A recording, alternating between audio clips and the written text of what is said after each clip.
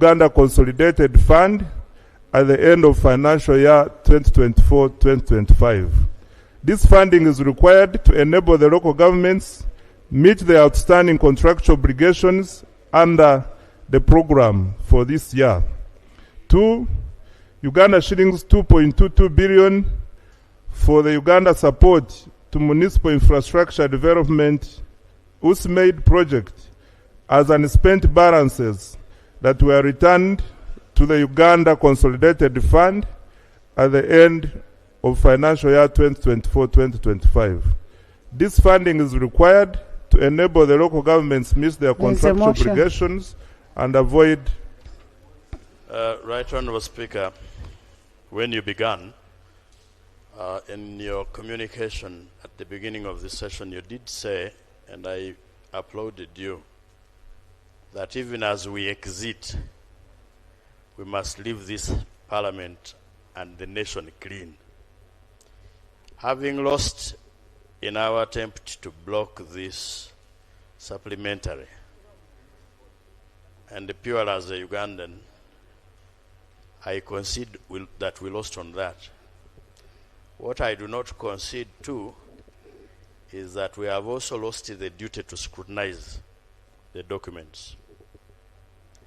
With the background I have given and the need to do the job you have called upon us to do, may I move that you find pleasure in suspending the proceedings for at least 15 minutes for us to be able to access the documents and follow the proceedings properly so that we support what we know. Members, don't you have the report? We don't. Give it to my little brother. So, I actually gave my stepmother. So check what is on the iPad. Can you continue?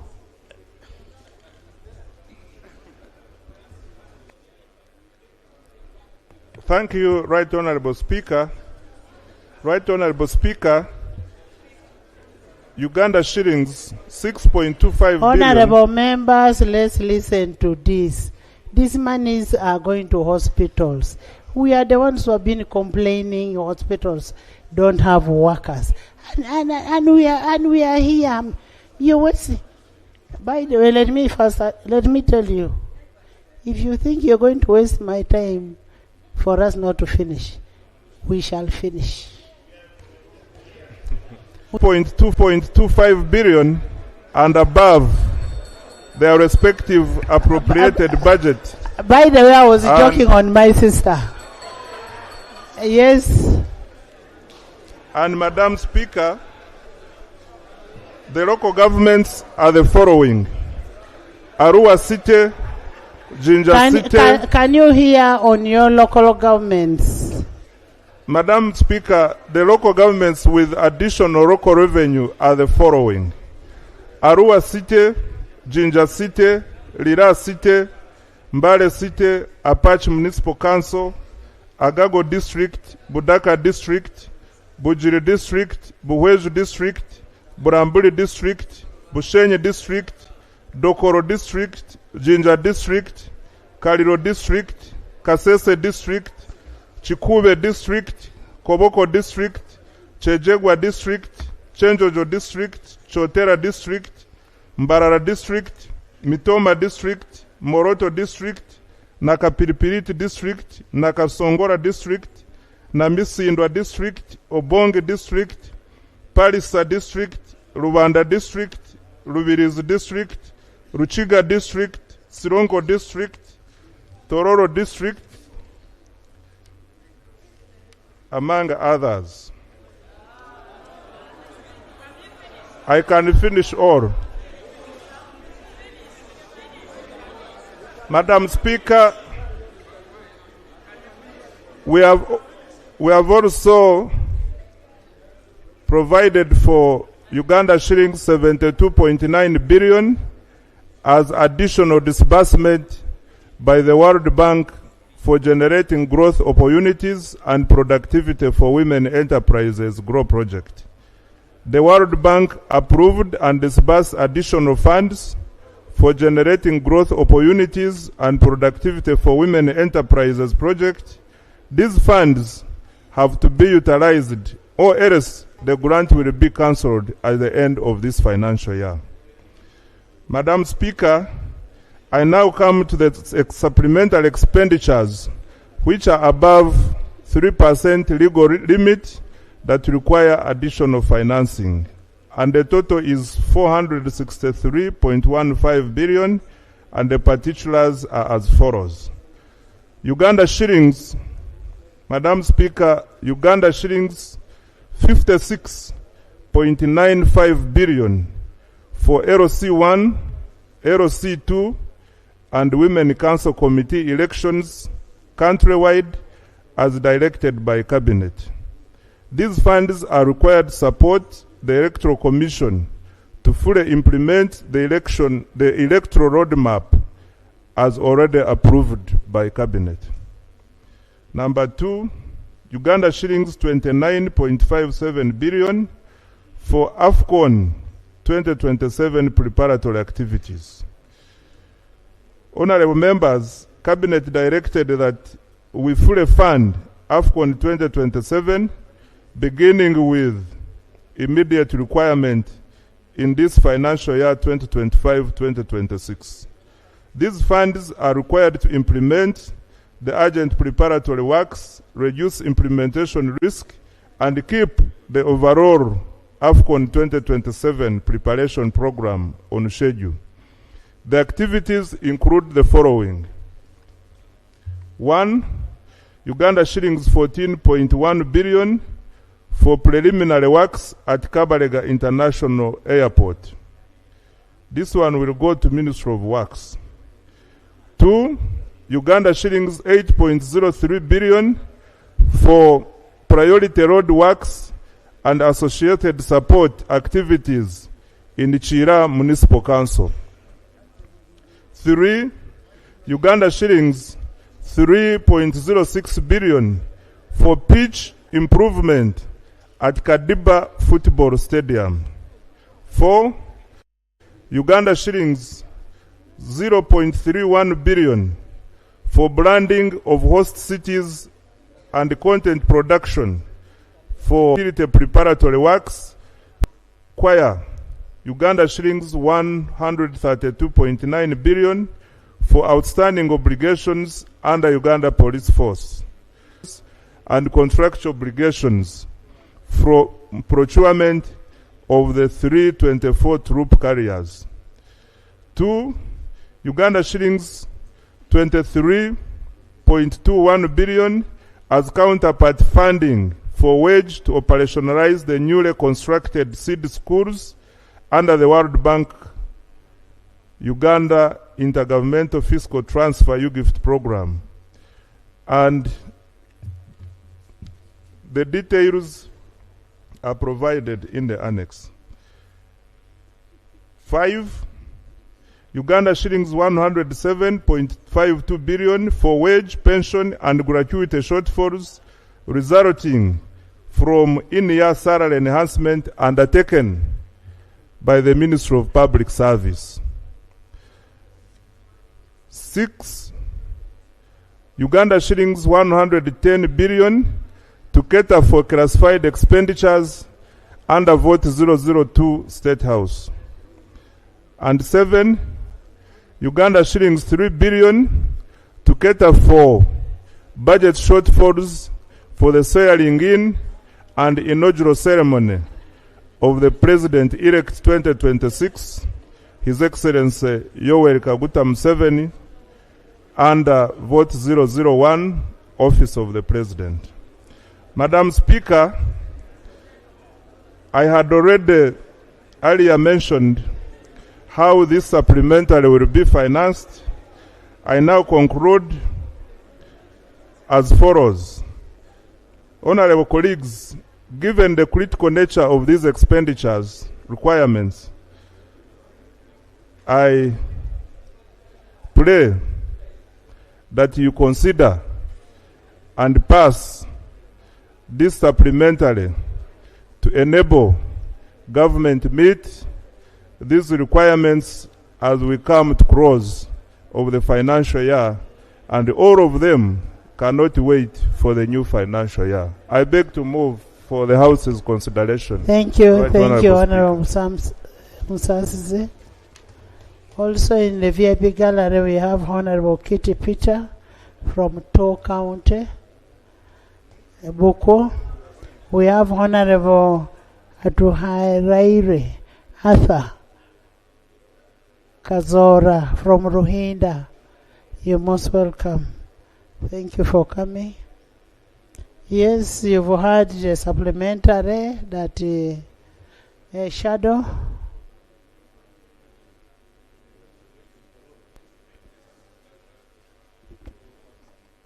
Thank you very much, Right Honorable Speaker.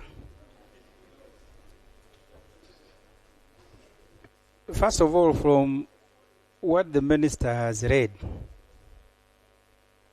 in my opinion, nothing qualifies to be an emergency. But I want to begin by thanking NRM Whip for the good mobilization. There are colleagues I have not seen for more than a year. I want to thank them. Honorable members, all these members of parliament have been coming here. Unless you're telling me you've been half blind. Leave my members of parliament, they have been coming to the house. Madam Speaker, I agree. When we are processing the budget, all these seats were empty. But I want to thank them.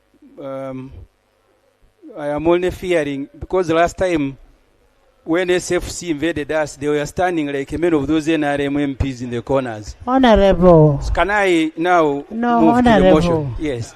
Honorable, I have told you the members of parliament are elected to be in this house. So when you say that you've not been seeing these members of parliament, that is an insult to yourselves. And I am sorry, Madam Speaker, I didn't mean to offend anyone.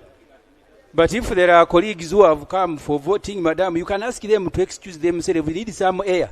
These ones who are standing everywhere, they will be notified that voting has started. Can you bring... There is an order. There is an order. Right, Honorable Speaker. Is my senior friend and brother, Semuju, in order to begin calling us SFC like you do not know us. You have been seeing us in this house. And then you are there saying you want fresh air. So you are going to get out, I sit where you are seated. Because I'm respecting you to sit while you talk, and I'm here. So the order is Semuju in order to begin calling us SFCs when he knows that we are members of parliament, really. And then you want fresh air. You go out, we sit where you sit. But Honorable Semuju, for me I have enough fresh air. If you're squeezed there, just this place is very high. The hair here is good enough for everybody. And nobody who is standing here is an SFC. Why do you Madam talk Speaker, about SFC? I was just sympathetic. If they don't care, they can continue standing and I withdraw. I was just sympathetic to them. But the motion, Madam Speaker, we have just considered the budget. In the budget, Madam Speaker, this government did not provide 4 billion for the National Curriculum Development Center to complete the new syllabus, especially for our children in senior 6 who are going to sit for exams. They never had 4 billion in the budget we have just finished. They also denied UNEB 80 billion to train teachers who are going to mark senior 6, the first group that is going to sit under a new curriculum. And in their mind, they have money to organize the ceremony. Because the president can be sworn in. When he captured the power, he was sworn in here at the staircases of parliament. And the sun rose and said, but you have children, 100,000. They are going to sit for exams. you did not find 2 billion for national curriculum development to complete their 34 subjects. You never gave UNEB 8 billion for them to train teachers to go and mark these children. And you have brought here money that we are going to have a ceremony, just eating. I don't know what's wrong with NRM people. So that you can deny our children an opportunity to study, and then you bring money here for eating. You should be ashamed of yourself.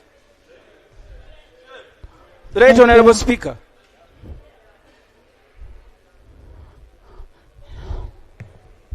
Thank you, Right Honorable Speaker.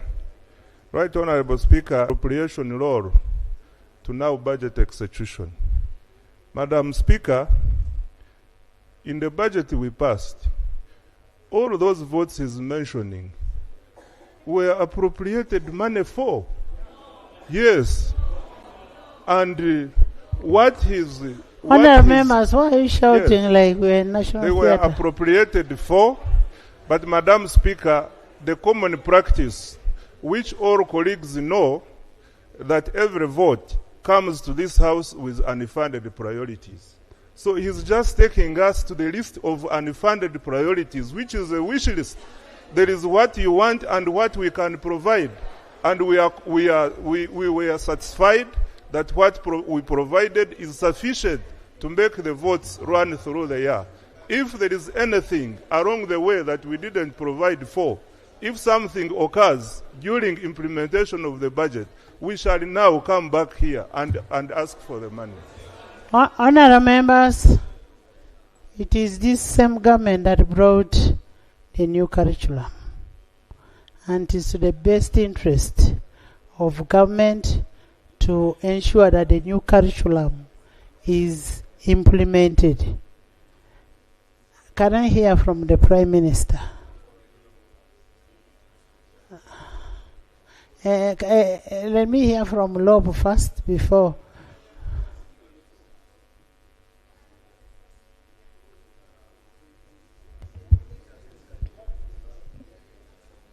Madam Speaker, you see, there is a reason why our laws are to a great extent very clear. The Public Finance Management Act provides for supplementaries. They are within the law. But there is a coding, there is a justification for supplementary budget. Unforeseeables. I am struggling, really struggling, to understand how unforeseeable some of these things are, in all honesty.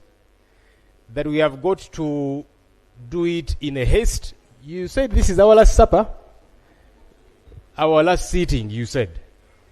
So I did not say that. You used the words last supper, Madam Speaker.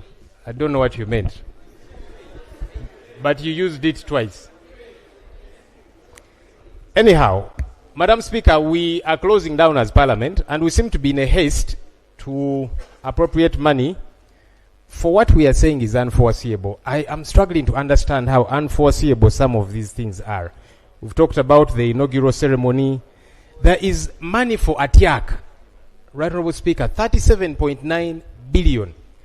We have been here and we have screamed our voices hoarse about projects like ATIAC. There is another one, Day by a Farmer. Honourable Musasis, I want you to listen on ATIAC. Madam Prime Minister, don't interrupt Honourable Musasis. He needs to listen to these critical issues. We have talked about Day by a Farmer, which was given free money, 778 billion. Money was given to Inspire Africa Coffee Factory in Tungamo, 180 billion plus. Rocco, 260 billion shillings plus. Of course, there's Lubowa Specialized Hospital, which has become a white elephant. We then talked about ATIAC Sugar Factory. So far, 668 billion shillings over the years to ATIAC Sugar Factory. It's a factory I went to visit with colleagues. And there is no sugar coming out of there for the last couple of years. But every year we keep appropriating money. Now we are even bringing money through a supplementary for ATIAC Sugar Factory. Help me understand. Who is this ATIAC person that we have got to keep giving them money, billions of shillings on an annual basis, that now it even has to come through a supplementary, that it is an emergency. Right, Honourable Speaker, to the taxpayers who are watching us, we could be seen as conduits of fraud. Fraud is when you are paid for a service and you don't deliver it. You have given 668 billion shillings so far to ATIAC. No sugar is coming out of there, and this is free money. You want to add them money. For what? I don't understand. Thank you. Right, Honourable Speaker, the classified that's indicated here, within the 3% legal limit, 300 billion. Outside the 3%, 110 billion. That's a total of 410 billion shillings. Look, every country will have a classified budget. But you see, your classified budget has got to be tethered to your revenue. You cannot be a heavily indebted poor country and you keep having trillions of classified budget. Now you have a supplementary for classified 410 billion shillings. A few days to the closure of government. What are you going to do in these few days for this classified of 410 billion shillings? Honourable Speaker, yes, our rules can be suspended and all of that. But these things should make sense to the taxpayer. They should make sense. Now, the taxpayer might try and understand you on the hospitals and so on, and hopefully that money will go to the hospitals. Because many times we pass money for some of these things and it is wired. When you read the accountability reports, you see money was transferred from this and taken to something else. So hopefully for the hospital money, it gets to do that. But help the taxpayer to understand this 410 classified budget billion. For a few days, government is closing down. Billions to ATIAC sugar factory that you've been giving money.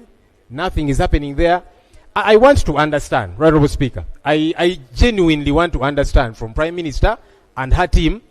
Help me and the taxpayer whom you're going to squeeze a lot more. You recently passed here more money, higher taxes on fuel and so on. So the taxpayer is paying for these things. Help the taxpayer to understand. Thank you. We are waiting. Thank you. Honourable Musasizi.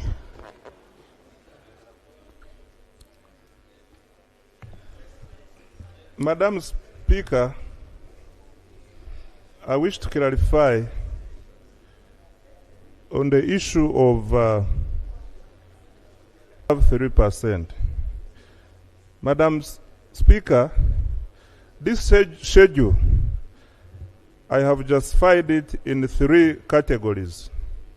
We have expenditures which are within the 3% legal limit, amounting to 519 billion. And here, Madam Speaker, we have already spent. We have come here to seek for retrospective approval of the schedule. And this is where ATIAC sugar falls, in the 3% which we have already spent. Then we have a schedule that is budget neutral. Then we have this one which requires additional financing where we need authority of parliament to spend amounting to 586.16 billion.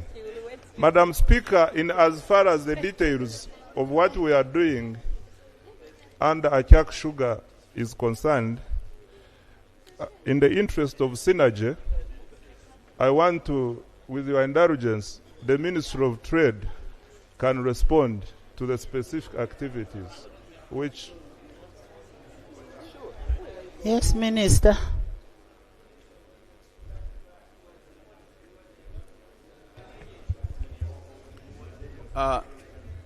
Thank you, Madam Speaker and colleagues. As all of you know, ATIAC Sugar Factory is a project that is supported by government to transform the economy of northern Uganda. Many of you who come from northern Uganda know how important that project will be. Madam Speaker, we have funded ATIAC Sugar Factory to do a number of activities. One is irrigation, and ATIAC Sugar Factory is finishing up the irrigation system to help guard the changing weather so that there is proper production of the sugar cane. As we speak, Madam Speaker, I know members are very much concerned with when will the sugar from Attack Sugar Factory be put on the market. I have good news for you. Attack Sugar Factory will start producing sugar in the month of September this year. The irrigation has ended. 2026 will have sugar. So we should be able to support this sugar factory so that we have the factory running in September 2026. Let's hear from the chairman of Acholi Parliamentary Group.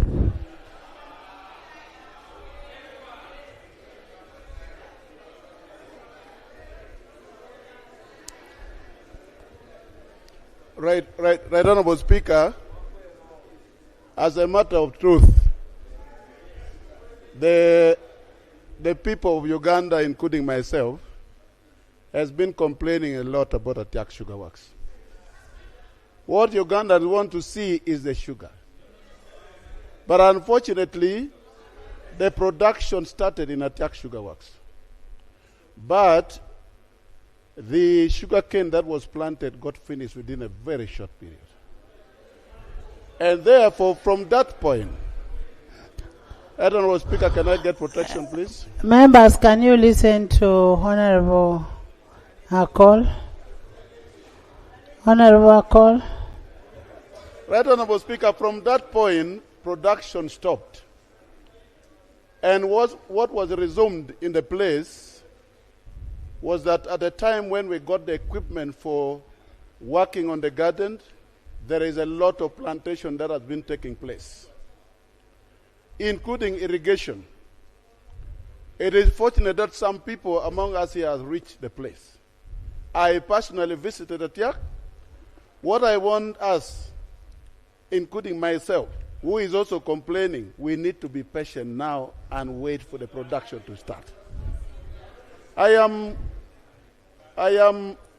happy that as the Ministry of Trade, they have taken more steps to make sure that the money which is given in Attack Sugar, some of the money will be paid back to the government, including taking some of the property of Attack Sugar Works. And I must thank the Minister for doing that. Very soon, I think some of the property will become the property of offices of the members of parliament, even here. So for that matter, what I can assure you, Right Honorable Speaker, is that there is a lot of progress and production is going to start. That is all I can say. Thank you. There is a procedure from Jonah. Madam Speaker, thank you. I'm raising a point of procedure. The motion by Honorable Fox Odoi was carried in this House to the extent that instead of the minister being referred to the relevant committee, now the committee of the whole House is proceeding, not debating, is proceeding to interrogate the minister. And my question, where I require you to guide, at what point do you anticipate members of parliament to ask of the minister documents? At what point, for example, does the minister report to us that a resolution of this House, where you, Madam Speaker, you were presiding, had identified loopholes in corporate governance in Atiak? Government, which is a majority shareholder, has put way more money than what the company should have done. At what point are we going to satisfy ourselves that the figures attached and are being requested of us to approve has been answered by the minister? Even on the LC1 elections and LC2, it is not enough to come and say I need 66 billion for LC1, LC2. We need to see the list of all the villages attached, so that every member here can be sure that in my village I will not go back and they are going to ask me questions why village A is missing from the national list, and even 2. On the issue of the police, there is a figure here, Madam Speaker, of 56 billion. And the request is for reimbursement of police, special police constables. I can tell you, in Lira, and I think in many parts of the country, the special police constables have not been paid for the services they gave. And here the figure is saying reimbursement. Reimbursement presupposes that you had picked money from somewhere and paid them. But they were not paid for the work they offered. So at what point do we satisfy ourselves that actually this ministry had paid? So in terms of procedure, I'm asking you, Madam Speaker. Thank you, Honorable Dur. One, we are at the budgeting processing stage for us to approve this money to go to be approved as a supplementary. On the issues of accountability, we have accountability committees that verify what this man has gone to do. For instance, this goes to Kosase, that has been managed by Honorable Segona. So it is Honorable Segona to tell us in his report that is going Day by a farmer, Inspire Africa Coffee, Rocco, and so on. The response by government was that we have acquired stake in a number of these entities. I then asked, where are the share certificates? Where are the valuation reports? Government conceded that for some of these, valuation had not happened. Honorable Speaker, I remember when money was being passed for Day by a farmer, 723 billion at the time. We asked government, they said they had not carried out valuation. So we said, what stake are you buying if you don't know the value? You guided, Right Honorable Speaker, and you remember I disagreed with you. You said, let's pass the money. Then, government will hold that money before dispatching it to the entity, to the private company, until they do valuation. And you said they will bring the valuation report here before the money is dispatched. They have never brought that report. And I told you, once we have appropriated that money, we become functus official. The Attorney General of Uganda, the Honorable Chiriowa Chiwanuka Nsumikambi Mugambe, promised on this floor, on the Hansard, that he will come to this house and table share certificates and table valuation reports for these companies. That has never happened. But government keeps coming back for more money. What are we funding? Because when you say we have got stake, we are shareholders as government in each of these companies, where is the evidence? But also, before you acquire stake, you first do valuation. Good business people know that before you inject your money in a business to say, I'm buying, let's say 30%, what is that 30% worth? That's when you do valuation, and then you know, I am buying this much stake. These people lied to us because they have never produced those certificates. They've never produced the valuation report. So they told us a lie. Why then do you keep coming back for more money? You don't want to be transparent. Because what we want to know, you are asking us to appropriate money to what? We want that accountability. If the day follows night, it's not going to happen. Because every year they keep promising us. But let's even say it comes out. The taxpayer is asking, what is my stake? And all of that. No, we should not proceed this way, Right Honorable Speaker, in my view. AJ. Right Honorable Speaker, I want to thank the leader of opposition for his very loud submission. I'm a first time here. Loud, I heard him clearly. That's what loud means. I am a first time member of parliament like him, and I've since learned how things are brought to parliament. Normally, entities of government, where government has invested, there is an audit act. So we send the Auditor General who reports to Parliament on what has been found. I was advised that we don't just drop documents on the floor of yes, and I'm telling you, I was advised. So, Right Honorable Speaker and Honorable colleagues, I would want to imagine that all the money that was audited, the Auditor General can give a report on that. Under the Constitution. He finished. No, he gave. He's my good friend. He's my good friend. Honorable members, I now put a question that the supplementary expenditure schedule number 5 for financial year 2025-2026 be approved by this House. Those in favor say on the contrary, nay.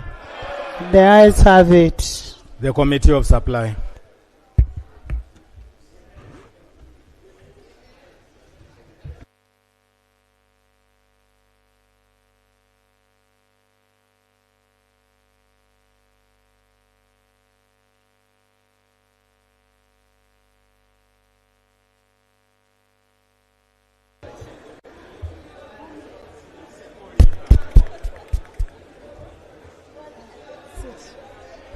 Honourable members, kindly sit.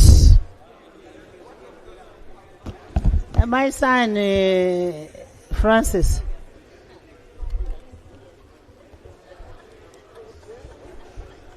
Total recurrent expenditure under supplementary expenditure schedule number 5 for the financial year 2025-2026. Honourable members, I propose a question that a total sum of Uganda shillings 894 billion 548 million 183,558 shillings be approved as a total recurrent expenditure under the supplementary expenditure schedule number 5 for financial year 2025-2026. Those in favor say on the contrary, nay. The ayes have it. Honourable members, I now put a question that a total sum of Uganda shillings 894 billion 548 million 183,558 shillings be approved as a total recurrent expenditure under the supplementary expenditure number 5 for financial year 2025-2026. Those in favor say on the contrary, nay. The ayes have it. Total development expenditure under supplementary expenditure schedule number 5 for the financial year 2025-2026. Can I have order? Can I have order? Honourable members, I propose a question that the total sum of Uganda shillings 210 billion 614 million 540,809 shillings be approved as a total development expenditure and a supplementary expenditure schedule number 5 for financial year 2025-2026.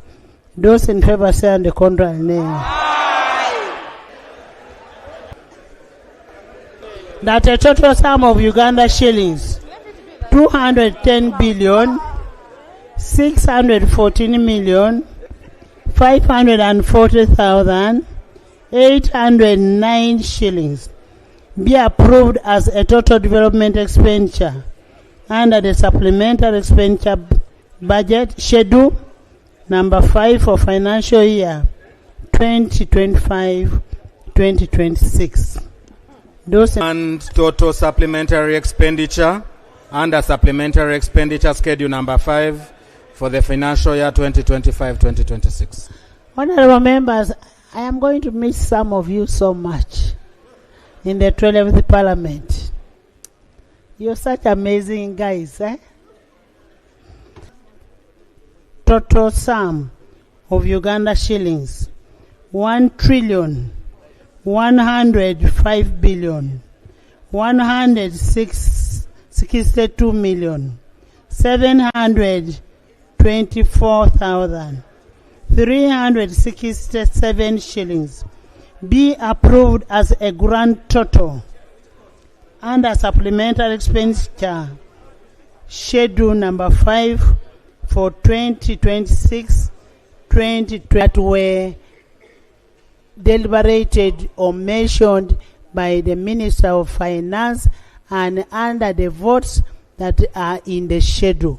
Those in favor say and the contrary nay.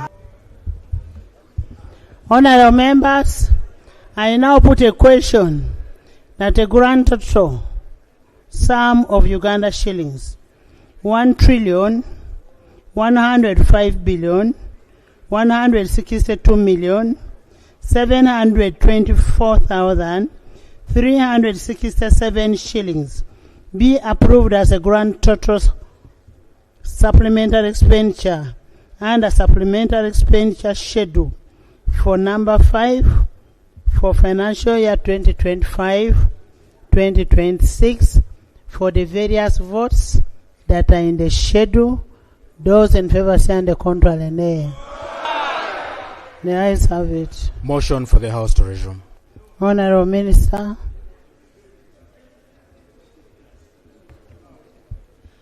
Right Honorable Chair, I beg to move a motion for the House to resume and the Committee of Supply reports thereto. I put a question that the House resumes and the Committee of Supply reports thereto.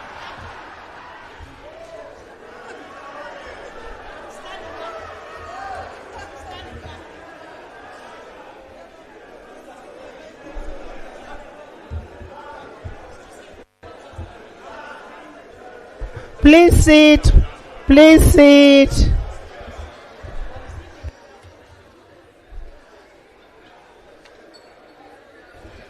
Report of the Committee of Supply. Honorable Minister. Madam Speaker and honorable colleagues, I beg to report that the Committee of Supply has considered the supplementary schedule number 5 for financial year 2025-2026 amounting to Uganda shillings 1,105,724,367 shillings and passed it without amendments. Motion for adoption of the report of the Committee of Supply. Honorable Minister. Right Honorable Speaker, I beg to move a motion that the report from the Committee of Supply for schedule number 5 of financial year 2025-2026 be adopted. I put a question that the report of the Committee of Supply be adopted by this House. Those in favor say and the contrary nay. The ayes have it.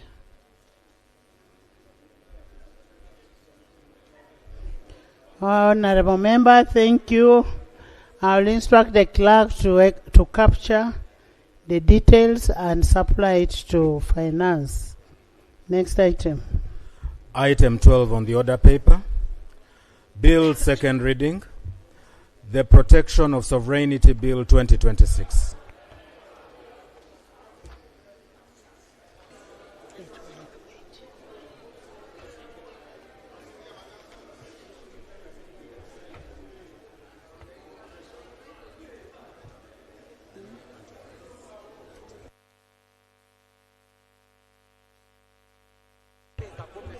Thank you, Right Honorable Speaker.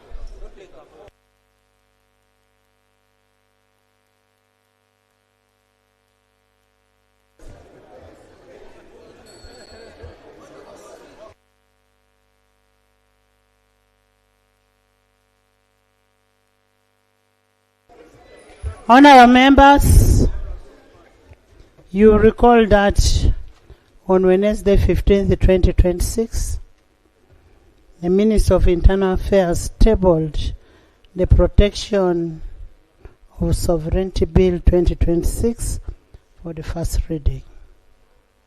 Chapter 5 of the Rules of Procedure of Parliament. The bill was referred to a joint committee of Defense and Internal Affairs and Legal and Parliamentary Affairs. The committee has concluded the consideration of the bill and is ready to report. And pursuant to Rule 136(1) of the Rules of Procedure, I will invite the Minister to move his motion for the second reading before I will give you to bring your issue. Please. Honorable, let him first move, then I will give you to bring your issue. Okay?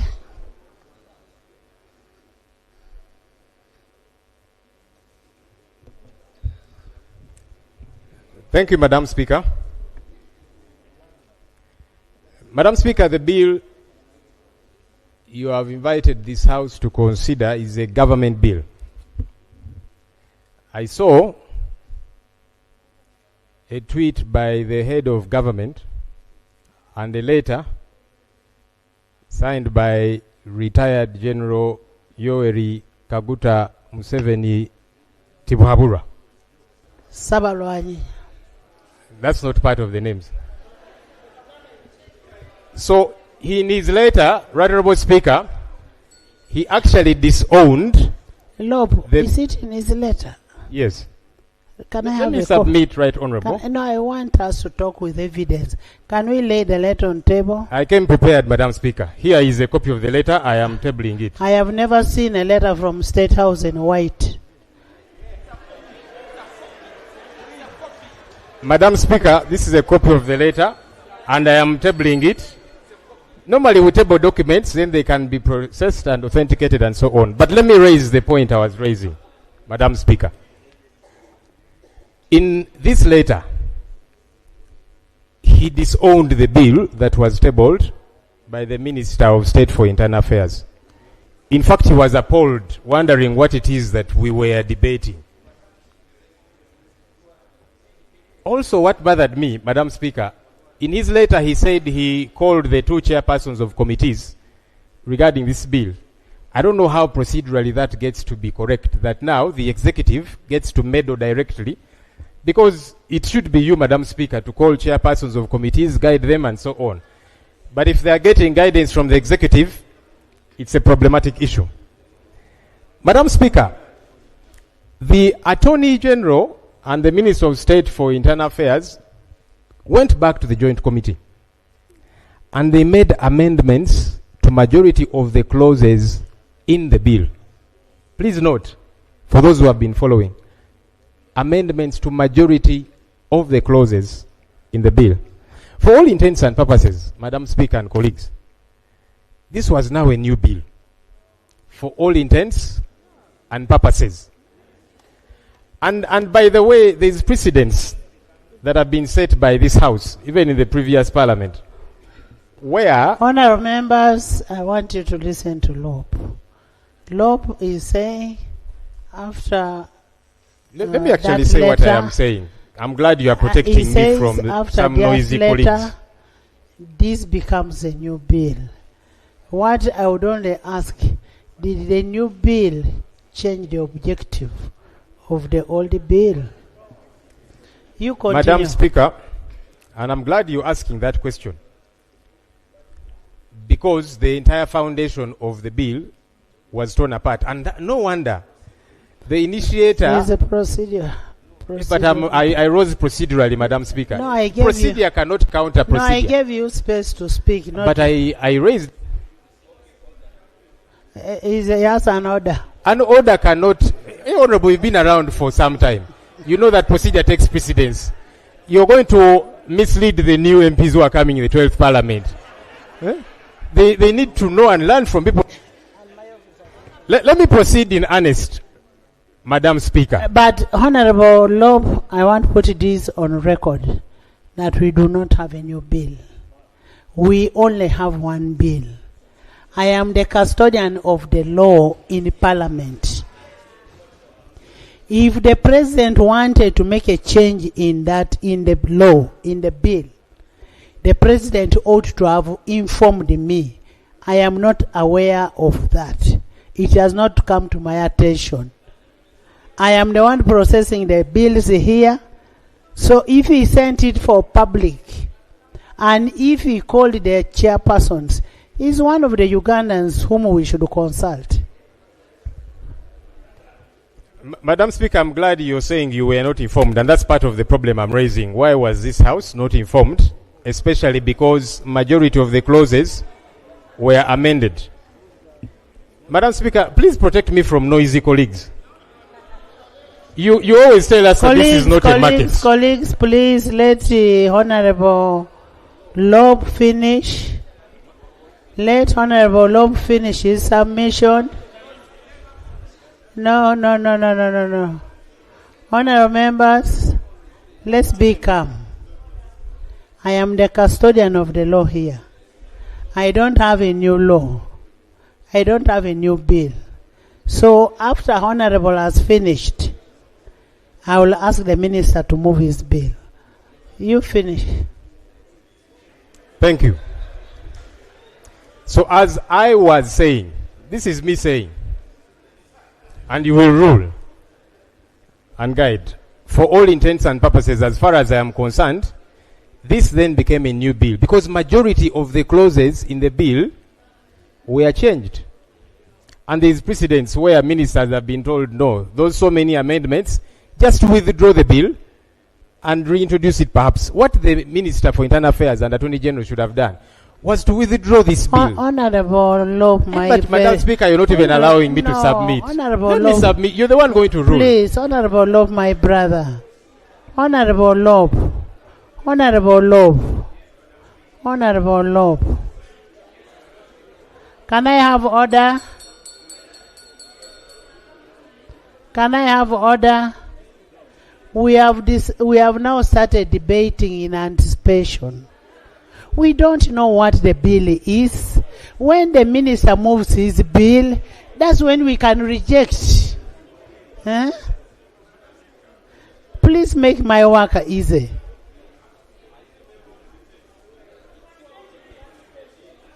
No, you leave Honorable Loeb to finish.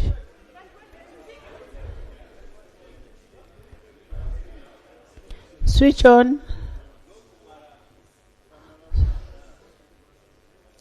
Madam Speaker, actually I am seeking to make your work easier. Really, if you capture what it is that I'm saying. Because they are moving it for the second time. And for me, what I was saying is you should have been moving to withdraw the bill. That's my opinion. And you're going to give your ruling, Madam Speaker. So, no, but they called for reading of the bill for second and third reading. Okay. So, let me finish the issue that for me I am raising. Okay. Madam Speaker, also, What is the procedure matter that you are raising now? So, the procedural matter I'm raising is, should the Minister of Internal Affairs be withdrawing his bill, and then he goes back for consultation. Can I answer that first? Can I answer that first? Maybe it will form your second question, that the Minister of Internal Affairs should be moving his motion for the second reading. Because as far as I know, I have not been given another motion. I only have one motion. So you will move your second motion for the second reading. Thank you, Madam Speaker, and I'm glad on record you have said you were not notified of a second one. That's something we are going to interrogate because, like I'm saying, as far as some of us are concerned, it's a second one. Right Honorable Speaker, the committee report to this bill here leaked and it is in the public domain. It was first shared on our parliament platforms. Media houses have shared it. It is all over. Honorable Speaker, on 18th of January 2023, you were seated in the chair you're seated in, and I was standing on this very microphone. I was chairperson of COSASE. I rose to present a committee report for COSASE on Uganda Airlines. And you said, Right Honorable Speaker, I want to quote you verbatim what was on the Hansard. You said, there was a leakage of the Uganda Airlines report A property of this parliament cannot leak and we continue debating on it. Those were your exact words captured on the Hansard. Honorable Speaker, this report has leaked. So, given that precedent which you said, are we going to go ahead and debate this leaked report? Thank you. Because the precedent was set by yourself. We hope to be ready. First of all, honorable members, in the VIP gallery, I want to introduce Honorable Namlondo Sara, MP-elect from Buyende. You're most welcome. Honorable Naku Fiona, the elect for wanting people with disability, national. You're also most welcome. I have Honorable Matembe, Miriam, and Honorable Emily Otekat. Honorable members, I want to refer you to Rule 14.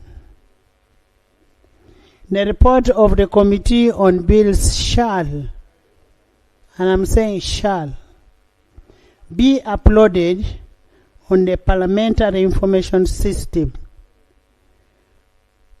for the information of members before the report is laid on table. That is 214.14a. This report that was uploaded had my signature. I even said, please place it on the order paper with my very able signature. The report of airlines that got out did not have my signature. I am the only one who can sanction a document to be uploaded, which I did, so the report was not leaked out. Can you move your motion?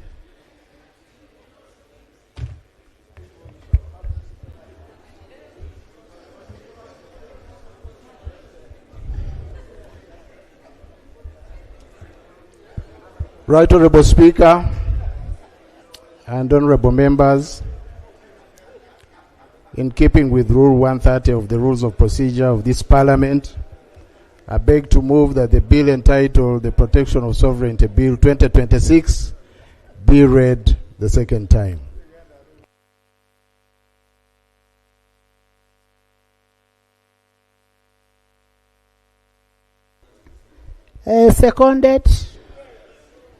Seconded by the Vice President of Republic of Uganda, Honorable Jessica Alupo, retired. Honorable Prime Minister, Honorable Nabanja Robina, Honorable Second Hajat, third Government Chief Whip, Minister of Defense, Minister of the Security, Minister of ICT, Minister of Finance, Minister of Works, Minister of Sports, and the Hollow House on this side.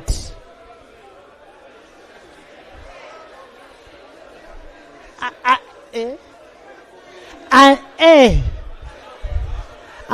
part of that house, part of the other side, including Chemongesi, Rogomayo. Thank you. Would you want to speak to your motion? Right Honorable Speaker and honorable members, can I first have a justification before you bring the procedure? Right Honorable Speaker and honorable members, the object of this bill is that the country faces a number of challenges which threaten our ability to self-govern in the absence of a sovereignty-specific law which this law seeks to address. And these include preventing undue external influence, regulating foreign funding, safeguarding national security, filling legal gaps, and managing digital misinformation. I beg to move, Right Honorable Speaker. Thank you. Honourable members, I want to provide some guidance in this. Honourable members, the chairpersons of the committees have prepared the report. And I wish to guide as follows. From the time the bill was tabled for the first reading, there has been a very remarkable public interest in it. A review of the committee report reveals that more than 60 witnesses were accorded opportunity to present their views on the bill, including persons and institutions. These answers and questions on whether there was sufficient public consultation or not, I commend the committee for upholding our cardinal principle of public participation.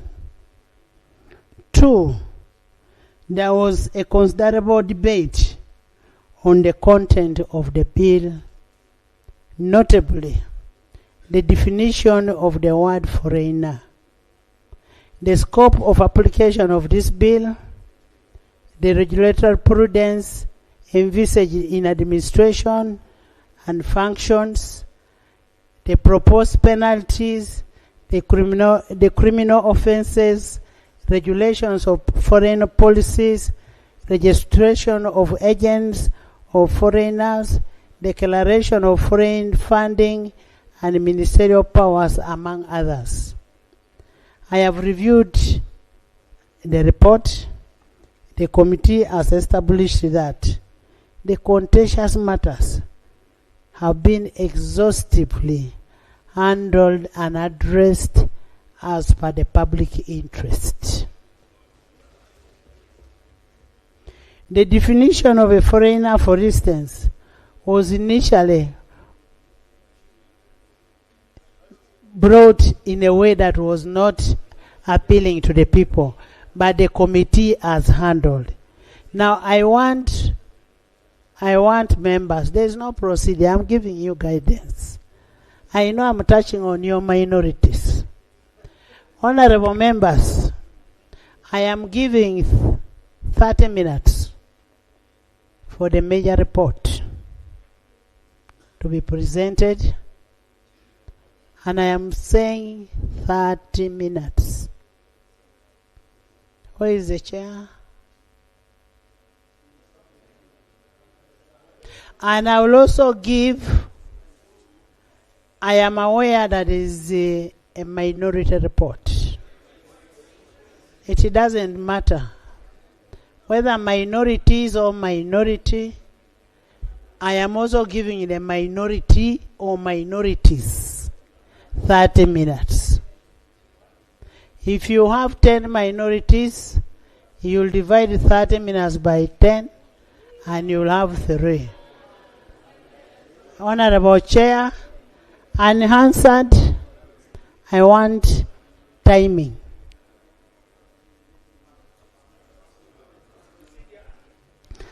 Let him read his report. Then you will bring process. I don't want you to waste his time. Tebandike, I know you want to exercise your law that you're learning now. You first wait. First wait. First wait. First wait. I have given you 30 minutes. Thank you. Right Honorable Speaker. Right Honorable Speaker, for the record, my name is Wilson Kajrenje, Member of Parliament, Nyabusho's constituency, and Chairperson of Defense and Internal Affairs Committee.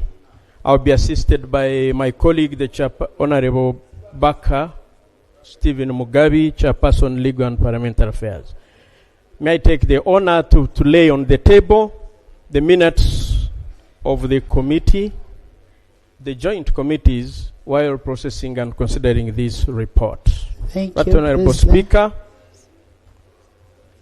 indeed, I'll take the 30 minutes. Right Honorable Speaker, On Wednesday, 15th April 2026, the Protection of Sovereignty Bill 2026 was read for the first time under Rule 135(1) of the Rules of Procedure of Parliament.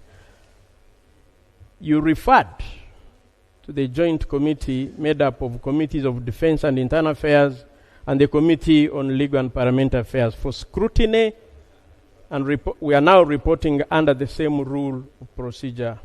Right Honorable Speaker, the Joint Committee, here referred to as the committee, has examined the bill, taking into account submissions from stakeholders, and now presents this report. This report sets the committee's analysis of the bill's objectives, the key provisions, likely effects, together with the synthesis of stakeholder views and committee's recommendations to Parliament. The object of the bill. The object of the bill is to enact a law that seeks to provide for the protection of the sovereignty of the people of Uganda. 2, to designate the department responsible for peace and security and the responsible entity for the registration and regulation of agents of foreigners. 3, to provide for the protection of the sovereignty of Uganda and provide for the registration of agents of foreigners, and to regulate the funding and any other assistance to agents of foreigners and for the related matters. Defects in the existing law.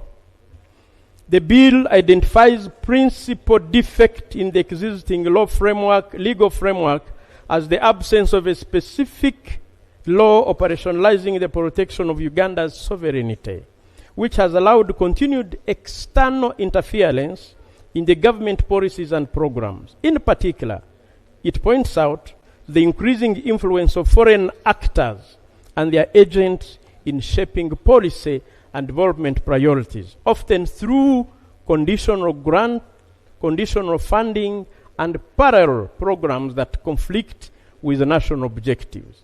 It further highlights inadequate regulation of civil society organizations, especially those receiving foreign funding, leading to concerns about transparency and alignment with the national objectives.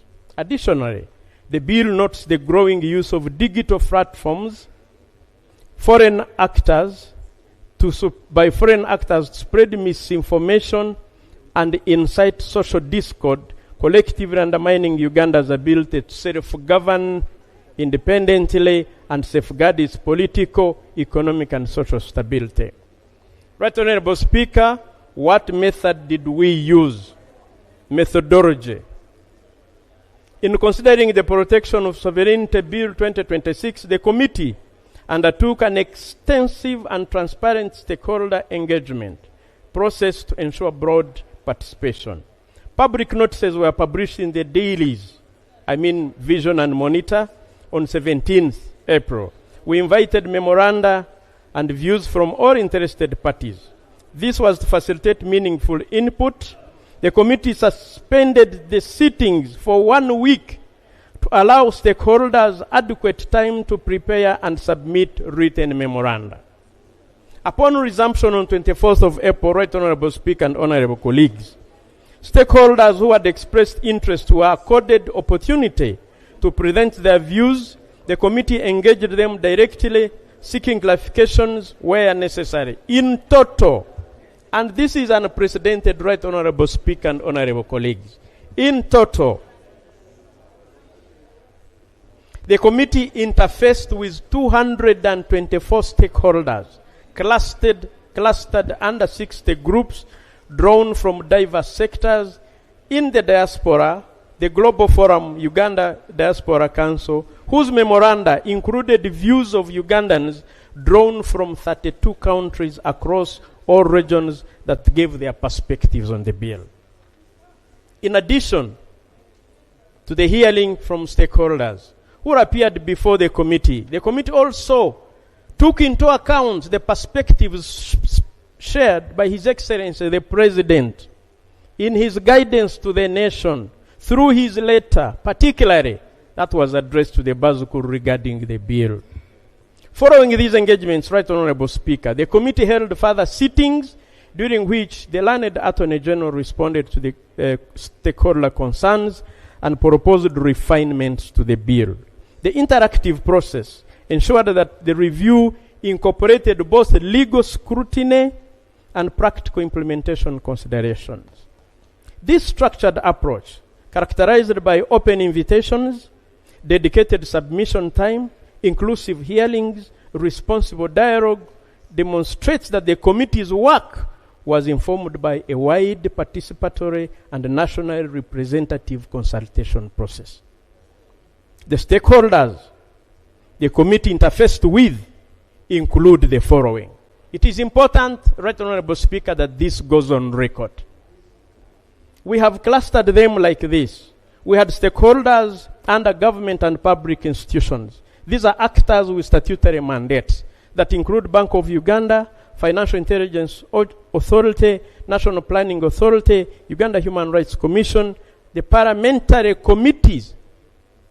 We also had another cluster of legal and professional bodies and organizations that focused on the law, like Uganda Law Society, like East African Law Society, the Law Development Center, Center for Constitutional Governance, that had in their entourage former members and former ministers of government. Independent legal and legal practitioners who forwarded multiple submissions. We had political actors and movements, political parties, or politically affiliated formations. These include Alliance for National Transformation, Forum for Democratic Change, National Unity Platform, the People's Front for Freedom, and for the record, the Hansard must capture this, Right Honorable Speaker, that Uganda People's Congress appeared and gave their views, and that the leader of opposition also appeared and gave his views. I'm mentioning it for the capture of the Hansard. We also entertained private sector and business associations that include the Chamber of Commerce, Kampala Arcade Traders Association, Kampala City Traders Association, Uganda Small Scale Industries Association, Uganda National Traders Association, the Gen Z Business Owners Association, Innovation Village, the startup ecosystem, and the independent private sector consultants. We did not stop there. We entertained financial, insurance, economic sector actors. These include the sector-specific institutional stakeholders that include Uganda Bankers Association, supervised financial institutions like banks, mobile money operators, via sector submissions. We also entertained Payment Service Providers Association. We also entertained Uganda Forex Bureau and Money Remittances Association. They too appeared and gave their views. We also considered digital, telecom, media actors in communication, broadcasting, and digital economy, include communication sector operators, National Association of Broadcasters, media practitioners, journalists, and journalism practitioners. We also entertained the civil society and non-government organizations, both domestic and international civic actors that include Anti-Corruption Coalition of Uganda, Foundation for Human Rights Initiative, Legal Aid Service Providers Association, the Rotary of Uganda, Women Pro Bono Initiative, country directors of International Network, and various national NGOs also submitted. We also entertained international organizations and development actors under these multinational organizations and international cooperation actors. These include United Nations Country Team, international NGO community, collectively represented. We did not stop there, Right Honorable Speaker and Honorable colleagues. We entertained the labor, religious, and social institutions that include NOTU, that include Interreligious Council of Uganda, that include Muslim Organizations Coalition, and other faith-based organizations. We entertained health, scientific community, and public health research institutions, e.g., Uganda Medical Association, Uganda Virus Research Institute, Peoples Living with HIV advocacy groups. We also entertained education and academic sector that include Makerere University, Academic Staff Association, universities and academic researchers, student groups and members of the guild also submitted. National Union of Disabled Persons of Uganda, Uganda Lawyers' Voice on Climate Change, Gender Rights and Advocacy, Climate Advocacy groups. We also entertained diaspora, transnational communities, Ugandan actors, the Global Forum. This is an organization that groups all Ugandans in the diaspora. The Cheyo Association, NUP, NUP Diaspora Chapter, individual diaspora submissions. We went further and entertained professional and individual submissions. These are unaffiliated and cross-cutting. Independent consultants, individual citizens, business professionals, researchers. Right Honorable Speaker, we consulted documents. Consequently, the committee recommendations reflect a balanced synthesis of stakeholder perspectives in the key findings and salient observations. Right Honorable Speaker, permit me to present key findings and salient observations on the Sovereignty Protection Bill of 2026. Introductory consideration, looking at the scope and interpretation of Clause 2. Before presenting its findings, the committee found it prudent to clarify the key interpretive issue of Clause 2, which is application of the bill. Clause 2 sits at the core of the legislative framework, and it defines the reach of the law and it determines who is regulated and what circumstances and for what conduct. The committee reviewed the Honorable Attorney General's comments, noting that Clause 2 limits the bill to specific activities tied to foreign influence. According to the learned Attorney General interpretation, the bill does not apply to persons generally, to all persons generally, that it applies only to persons acting as agents of foreign actors, and that even then, only where such a person is engaged in specific conduct, including influencing government policy, political processes, or public decision-making for the interest of foreigners. The Attorney General clarified that Clause 2 is meant to limit the bill, not to expand it. He guided that it applies only to agents of foreign actors and only when they engage in specific influence-related activities, e.g., affecting government policies or public decision-making. In addition, the learned Attorney General noted that the bill is activity-based, not identity-based. So ordinary transactions like remittances, businesses, family support are excluded unless tied to regulated influence. On this reading, the bill presented a targeted regulatory instrument aimed at structured foreign influence operations rather than legitimate international engagement. However, the committee observes that this interpretation, while persuasive as a matter of policy intent, is not shared by the majority of stakeholders.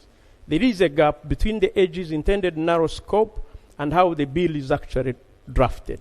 When Clause 2 is read together with broad definitions in Clause 1 and the expansive list of activities, including concepts such as influencing public opinion and activities that the minister may prescribe, stakeholders interpreted the bill as having a much wider practical effect. The East African Law Society, for example, in their submission, warned that the term agent of a foreigner in Clause 2 could apply to regular economic, professional, and family connections, such as employees of foreign businesses, traders, and those receiving support from relatives abroad. The Law Development Center noted that that Clause 2 does not distinguish harmful actions from lawful ones. So the people could be held liable simply because of their associations, not because they caused any actual harm. This divergence, Right Honorable Speaker and Honorable colleagues, reveals a fundamental issue. The intended limitations of Clause 2 are not sufficiently clear on the face of the law, creating uncertainty as to the boundary between harmful foreign influence and legitimate activity. While the Attorney General maintains that Clause 2 limits application to specific regulated activities, stakeholders consistently note that this limitation is not clearly reflected in drafting. Therefore, the committee found that the line between harmful foreign interference and legitimate activities is unclear. Clause 2 is meant as a safeguard, but not effectively to limit the bill. This gap policy and the law shapes all the committee's subsequent findings. 5.2, understanding sovereignty. We looked at what the 1995 Constitution says versus what the bill proposes. Sovereignty under the 1995 Constitution as amended. This committee discussed sovereignty referencing the Constitution of the Republic of Uganda, herein refers to as the Constitution. The committee found that the 95 Constitution determines the sovereignty, that sovereignty belongs to the people of Uganda and not government. Specifically, Article 1, which states that all power belongs to the people who shall exercise their sovereignty in accordance with the Constitution. Article 1.2 adds that without limiting the effect of Clause 1 of this article, all authority in the state emanates from the people of Uganda, and the people shall be governed through their will and consent. These provisions establish that the people are the original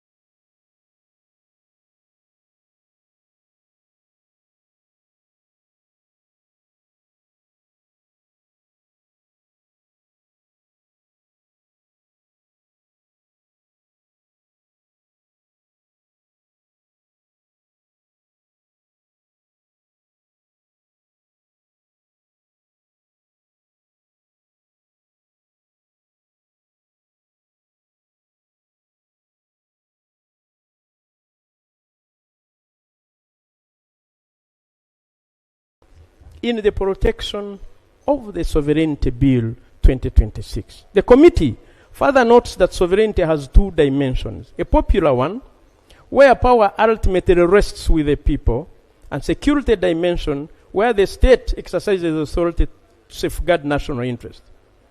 We looked at a leading jurist, Justice Oliver Wendell Holmes, Jr., 1841-1932, a renowned American jurist who served as a Supreme Court judge, who described sovereignty in similar terms. Justice Wendell Holmes perceives sovereignty as the ultimate practical power of the state to govern and maintain order grounded in the historic and social necessity for societal existence and survival. The state action is therefore legitimate only when it maintains grounded in popular sovereignty. Guided by this understanding, Honorable Speaker and Honorable colleagues, the committee observed that the bill introduces a strong emphasis on shielding Uganda from foreign influence and expands the state's regulatory powers over, and the key features include restricting activities that promote foreign interests, which can be gotten from Clause 5, restricting non-state actors from performing government functions, which is Clause 6, criminalizing interference in elections and government operations, which is Clause 1 to 13, and regulating foreign funding and civil society activities, and restricting interference. Is it 1 or 11 to 13? 11, I beg your pardon. 11 to 13. Restricting interference of government policy. The committee, therefore, found that the Constitution grants ultimate authority to the people, with the government acting as a trustee. The Protection of Sovereignty Bill 2026 regards the state as primary guardian of sovereignty and adopts a cautious approach to foreign-linked actors. Whereas the Constitution vests sovereignty in the people of Uganda, the bill focuses on the protection of sovereignty through state action, reframing sovereignty in the security terms and promoting stricter regulation of foreign influence. We looked at broad definitions and the scope. The committee found that the bill definition of foreigner and the agent of a foreigner are overly broad. And as defined in the bill, it wrongly includes Ugandans living abroad. It wrongly includes students. It wrongly includes researchers. It wrongly includes professionals working in international partners.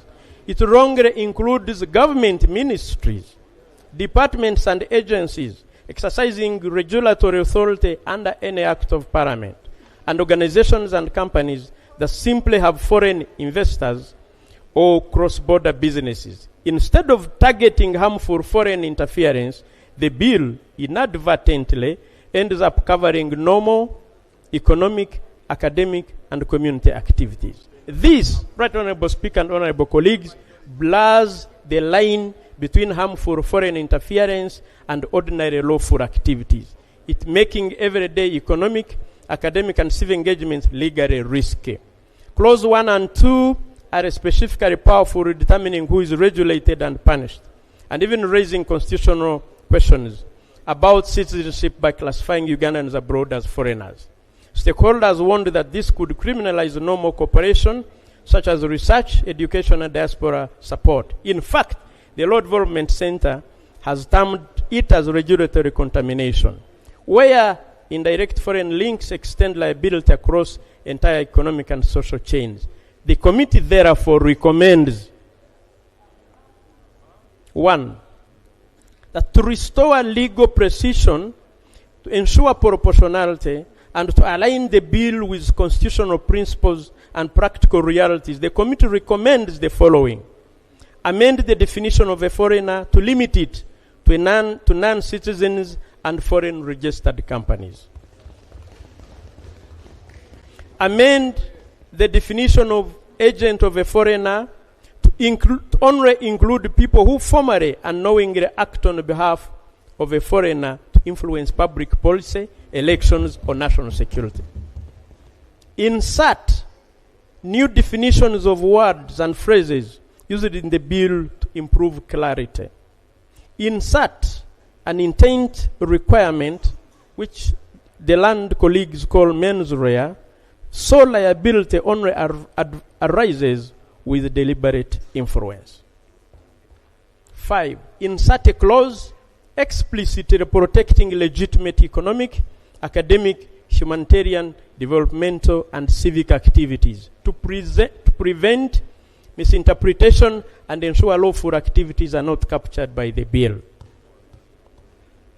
5.4, creation of a parallel regulatory regime. The committee observed that the bill creates a new approval and monitoring system under the Ministry of Internal Affairs. However, many sectors in Uganda are already tightly supervised by strong regulators, these include Bank of Uganda, Financial Intelligence Authority, the Uganda Communications Commission, Insurance Regulatory Authority, and university councils. Stakeholders argued that the bill repeats work already done by these regulators and may create conflicting rules instead of improving oversight. This duplication can lead to confusion about which rules apply, multiple reporting requirements, and uncertainty for businesses and institutions. For example, both telecommunications and banking sectors already operate under strict regulatory systems. Adding another regulator with similar powers could disrupt systems that are currently functioning well. The committee notes that these sectors are already governed by detailed laws and licensing frameworks. Stakeholders also warn that the bill could create a parallel system, quote unquote, run by a security-linked department that may not have technical expertise of existing regulators. Media organizations, too, pointed out that the issues such as foreign funding, transparency, external influence are already addressed under current laws, including anti-money laundering legislation and the NGO regulation. The private sector representatives highlight the economic impact of the bill, more uncertainty, more regulators, to situational conflict and opportunities for forum shopping. The committee recommends, therefore, that in light of these concerns, the committee recommends that all institutions and individuals already supervised by a regulator established under an Act of Parliament should be exempted from the bill. Concentration of executive power in the minister. The bill gives the minister responsible for internal affairs wide and layered powers. These include authority to 1. Define the key terms used in the law. 2. Approve or reject the foreign funding. 3. Register or cancel organizations, and determine how the law will operate through regulations. The committee notes that while each of these powers may be common in isolation, their combination in a single office creates a system where participation in economic, civic, or institutional activities depends heavily on the minister's approval. This raises a deeper constitutional concern, not just about administrative efficiency, but about the overall design of governance. The committee elaborates these issues under 3 major themes, from regulatory oversight to discretionary control, where stakeholders observed that the minister's power and the role goes beyond implementing the law. The minister effectively controls access to the law itself, and the minister can decide who falls under the law, who controls access to funding, grant or withdraw legal status, and shape how the law functions in practice. This, we noted, it risks turning the framework into permission-based system where individuals and organizations must seek approval to operate instead of following clear, predictable rules. It also has constitutional implications. This concentration of authority raises significant constitutional concerns. It weakens the separation of powers by placing too much control in one office. It reduces checks and balances from independent institutions. It increases the risk of unfair or arbitrary decisions, especially where the bill lacks clear procedures, timelines, or appeal mechanisms. A system that relies on discretion rather than clear rules undermines legal authority. No, I beg your pardon, undermines legal certainty and public trust. We also looked at reframing sovereignty. The committee notes that many legal and governance submissions view this more than an administrative matter. They see it as a shift in how sovereignty is exercised. Instead of power flowing through established institutions and the people, it risks being concentrated in one single office. From human rights perspectives, any limitation on rights must meet 3 tests. 1, legality, necessity, proportionality. The bill does not clearly demonstrate how these standards are satisfied. We therefore recommend. The committee recommends that to preserve the bill's objective. I beg.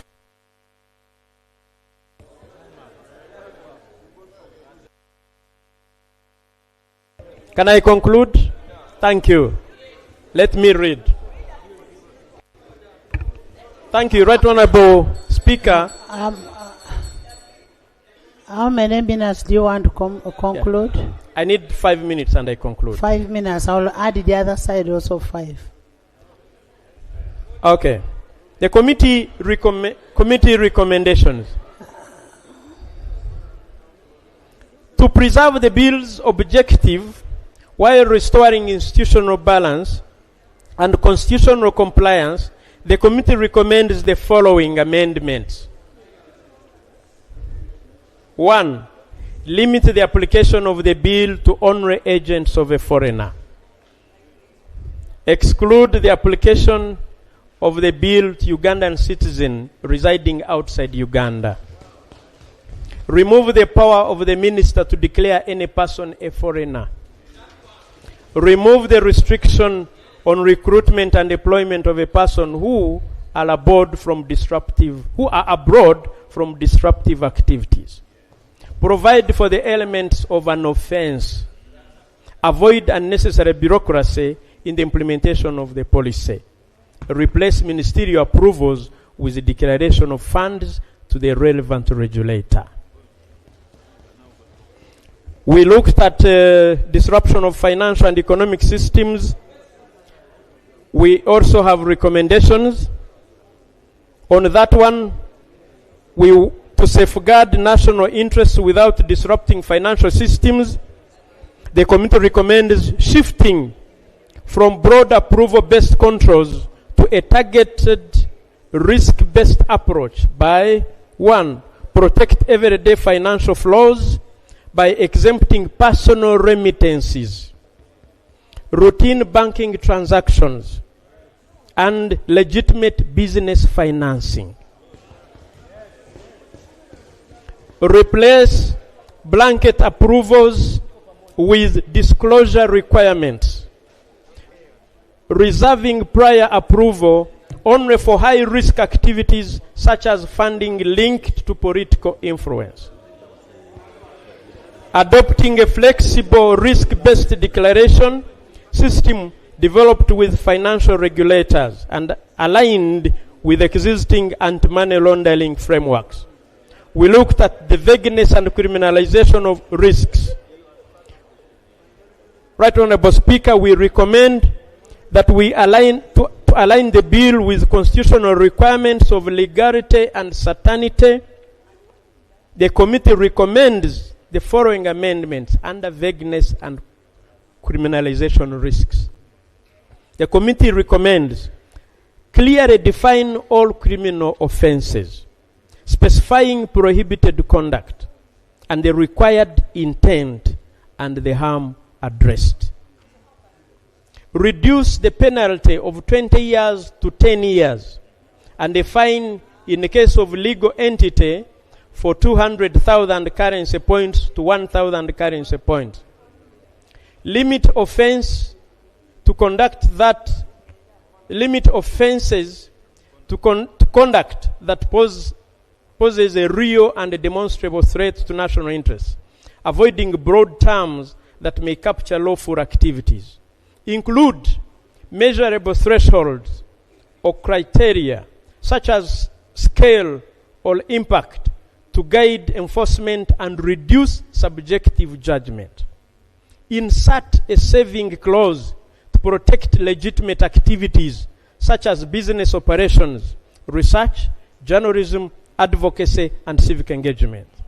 Introduce procedural safeguards, including enforcement guidelines, written reasons for decisions, and access to administrative or judicial review.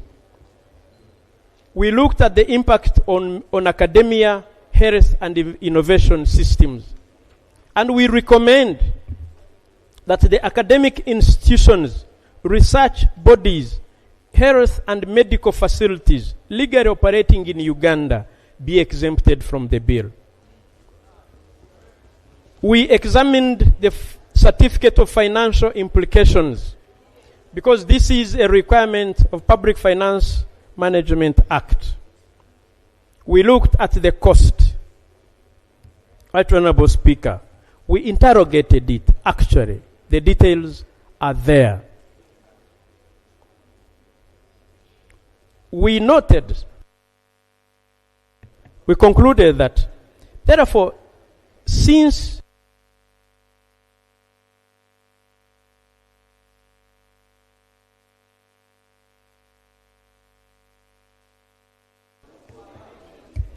in conclusion, Right Honorable Speaker, the committee undertook extensive consultations, and the views received reveal a shared concern. Across all submissions, there is broad agreement on 4 key points. The bill's objective is legitimate, but the definitions and applications are overly broad. The regulatory approach duplicates existing legal institutional frameworks. Excess power is concentrated in the minister, and the bill's impact could extend across entire economy. In response to the above and the concerns, we interacted with the learned Attorney General again. And now we conclude that the committee, therefore, recommends that the bill proceed to second reading subject to proposed amendments attached thereto and any further improvements this August House may consider appropriate. Honorable. Right, Honorable Speaker. I want this part where you interacted with the governor of Bank of Uganda. Read. Okay. In response to the concerns, the Attorney General proposed areas for review which were supported by the Bank of Uganda. The committee has carefully considered these proposals. We have also incorporated these amendments where applicable in the bill. I want to report that yes, we interacted with the Governor Bank of Uganda actually twice. After we had gotten proposals, we flashed to him, and the Governor Bank of Uganda also agreed with the committee and sent us more amendments, which we incorporated. Thank you. I need to report. Thank you. I need to report, however, that this majority report that was signed by more than 3/4 membership also has minority reports. In fact, because it's my duty as the reader of the majority report to report the House that we have 5 minority reports. 5 minority reports. Are they 5? I beg to report, Thank you. Honorable Speaker. Thank you. Can I have now the minority report? Thank you. Thank you. Thank you. Right Honorable Speaker, I present this minority report, and we have agreed with our colleagues who also dissented that this will be the order of presentation. I will present first, followed by Honorable Wilfred Niwagaba, to be followed by Honorable Gilbert Olanya, to be followed by Honorable Abdallah Kiwanuka, to be followed by Honorable Betty Namboze, and lastly, the Honorable Medad Segona Lubega. And we have and the rules of the time still apply. Before I begin to present, if you may allow, I can address you on that. When a member of a committee dissents singularly, the weight of the report demands that we be accorded the same time frame, Madam Speaker. Which rule is that?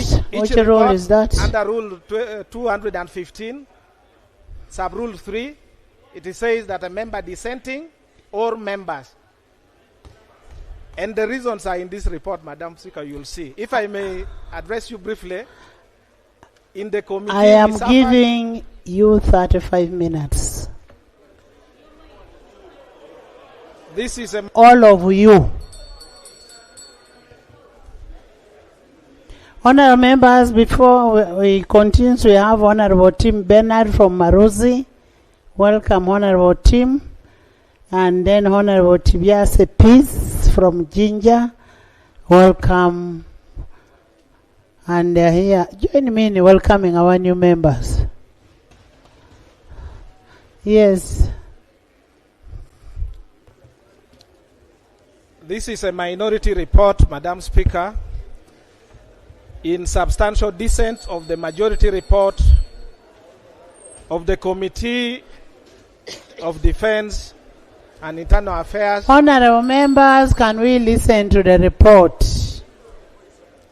And the Committee on Legal and Parliamentary Affairs on the Protection of Sovereignty Bill 2026.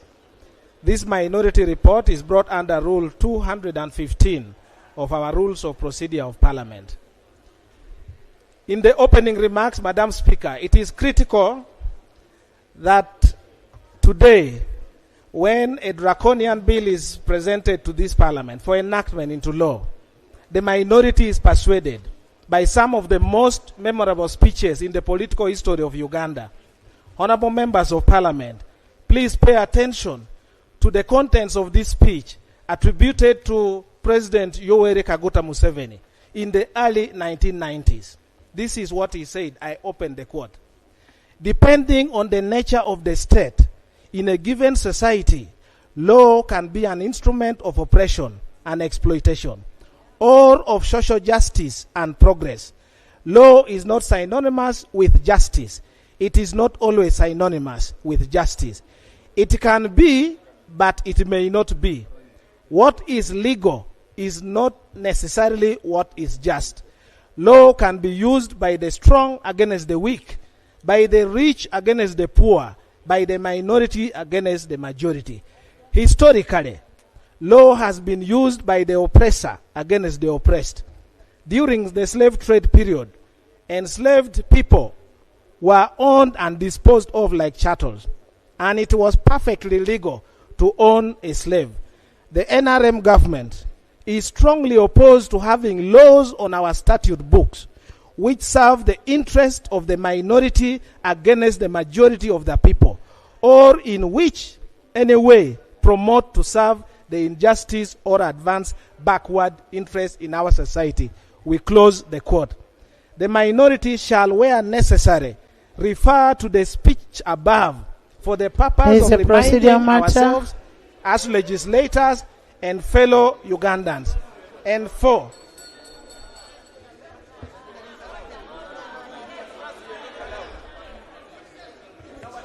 Right Honorable Speaker.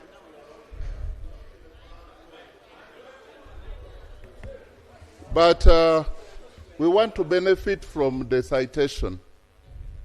When you're citing, you're quoting somebody, you've stated the date, you could also tell us where that speech was You made. can find the source.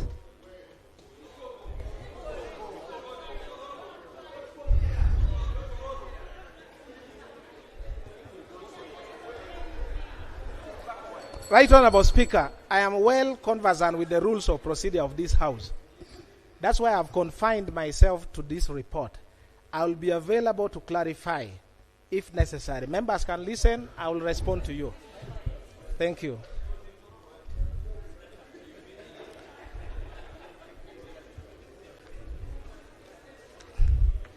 The minority report, where necessary, shall refer to the speech above for the purpose of reminding ourselves as legislators and fellow Ugandans. Can I have a copy? Yeah. Me, I don't. Me, I'm analog.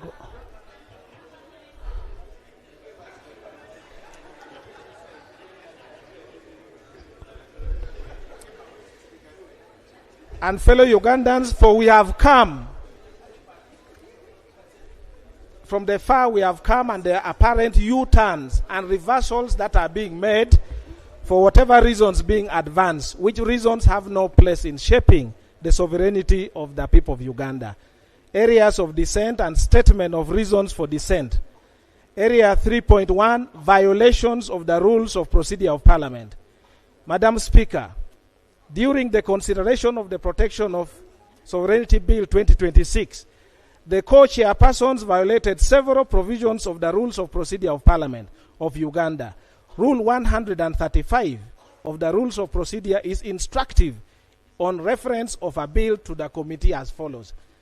Sub-rule 1, whenever the bill is read for the first time in the House, the bill shall be referred to the appropriate committee appointed under these rules. Sub-rule 2, the committee shall examine the bill in detail and make all such inquiries in relation to the bill as the committee considers expedient or necessary, and report to the House within 45 days from the date the bill is referred. 3, except in the cases of very minor amendments and subject to Rule 138, all proposed amendments to a bill referred to the committee shall be presented to the committee by the person proposing the amendment, and the committee shall scrutinize the amendment together with the bill. 4, the committee may propose and accept proposed amendments in the bill as the committee considers necessary, if the amendments, including new clauses and new schedule, are relevant to the bill. The minority observes that the committee violated sub-rules 2 and 3 in as far as it did not examine the bill in detail and further did not make all such inquiries in relation to the bill. In the view of the minority, the decision of the committee through a vote on a motion by Honorable Fox, Odoi, Oyelowo for an omnibus adoption of all clauses of the bill and the amendment by the learned Attorney General without examination and inquiry violated Rule 135. The minority, Madam Speaker, also observed that the Protection of Sovereignty Bill 2026 was proposed by the Minister of Internal Affairs, Major General retired Kahinda Otafire. Sub-Rule 3 restricts the latitude to propose substantial amendment to only the mover of the bill, which is the Minister of Internal Affairs. Only minor amendments may be proposed by any other person who is not the proposer to the bill.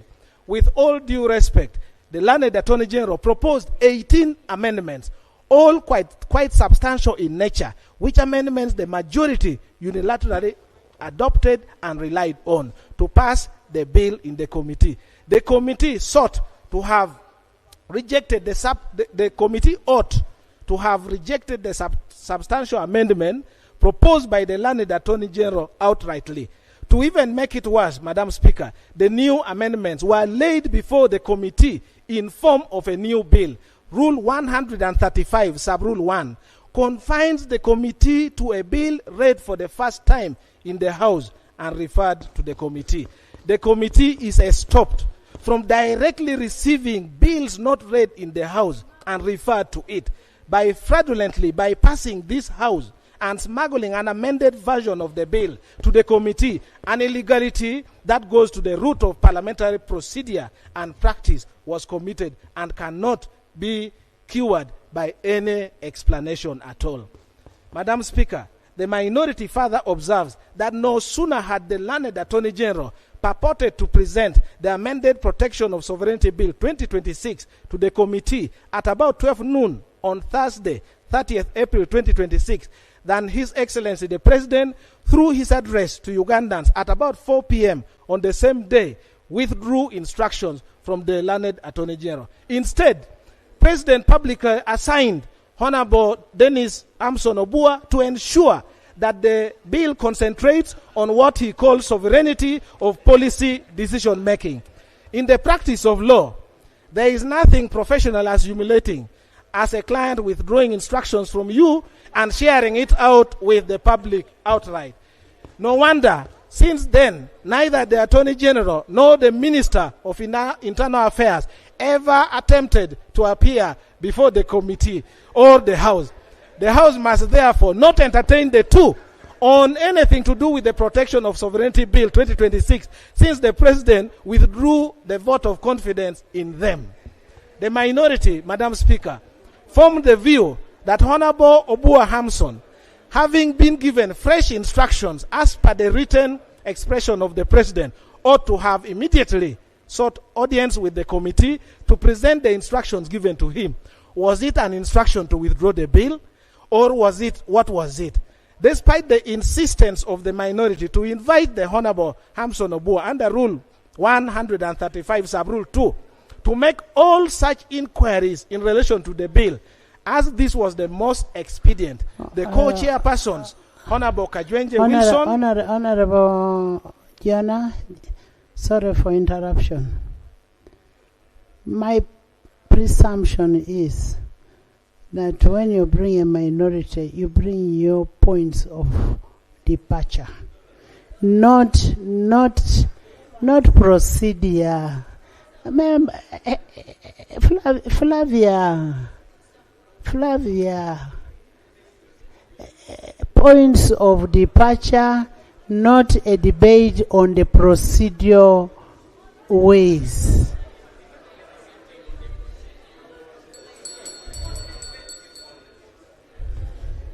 Madam Speaker, respectfully, this is one of the points of departure that I had. Which one? Which one? Under subheading 3.1, I said areas of dissent and statement for reasons of dissent. as provided in the rules. The first was violations of the rules of procedure of Parliament. And I am explaining under Rule 135 that the committee ought to have examined and on its own move to go and inquire, to make inquiries.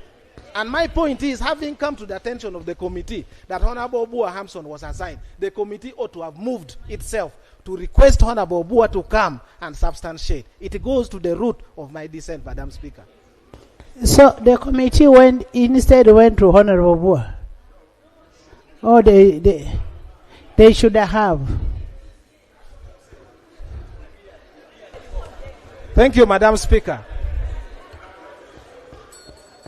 The co-chairpersons were evident. Madam Speaker, this is important. The co-chairpersons, Honorable Kajwenje Wilson and Honorable Baka Mugabe Stephen, were evidently partial, hostile, and continuously switched off the microphone of members in the committee they perceived to be against the bill. Contrary to the established practices of availing physical copies of submissions of stakeholders to members of Parliament at the retreat, members of Parliament were instead told to physically get copies to members of Parliament. Instead, were told that physical copies could not be availed since Parliament was on a weekend. The views of Madam Speaker, views of selected stakeholders were instead sent to members on WhatsApp to read on their phones. Members who were not on WhatsApp or whose phones could not open the WhatsApp were effectively denied critical document. Madam Speaker, the privileges of a member of Parliament were violated to the extent that some of the members of the committee had to jump on border to travel to Nassau Road to print the stakeholders' document for their own reference. A passionate plea for the committee to adjourn until Monday, when Parliament is open, for purpose of printing or photocopying the document was turned down. But Right Honourable Speaker, this gross. I am rising on a point of procedure. Madam Speaker. A minority report, as per our rules, envisages that a member participates in the proceedings of a committee and then disagrees with some of the decisions taken by the majority. You read. But not to come here and tell us stories, how the committee... So, no. Read the rules. This Parliament, while debating reports, is not for storytelling, how members were seated, how they were reading, going on border. What we expect, Madam Speaker, from the minority report is where the member disagrees with the decisions of the majority report, not to waste time of Parliament talking as if he's just reading a story. So is the honorable friend of mine proceeding correctly by wasting our time as Parliament instead of being straight? Honorable Dur, Jonah, I am actually enjoying your story. You continue with the story. Please. Let's continue. Let's listen to the story. Thank you.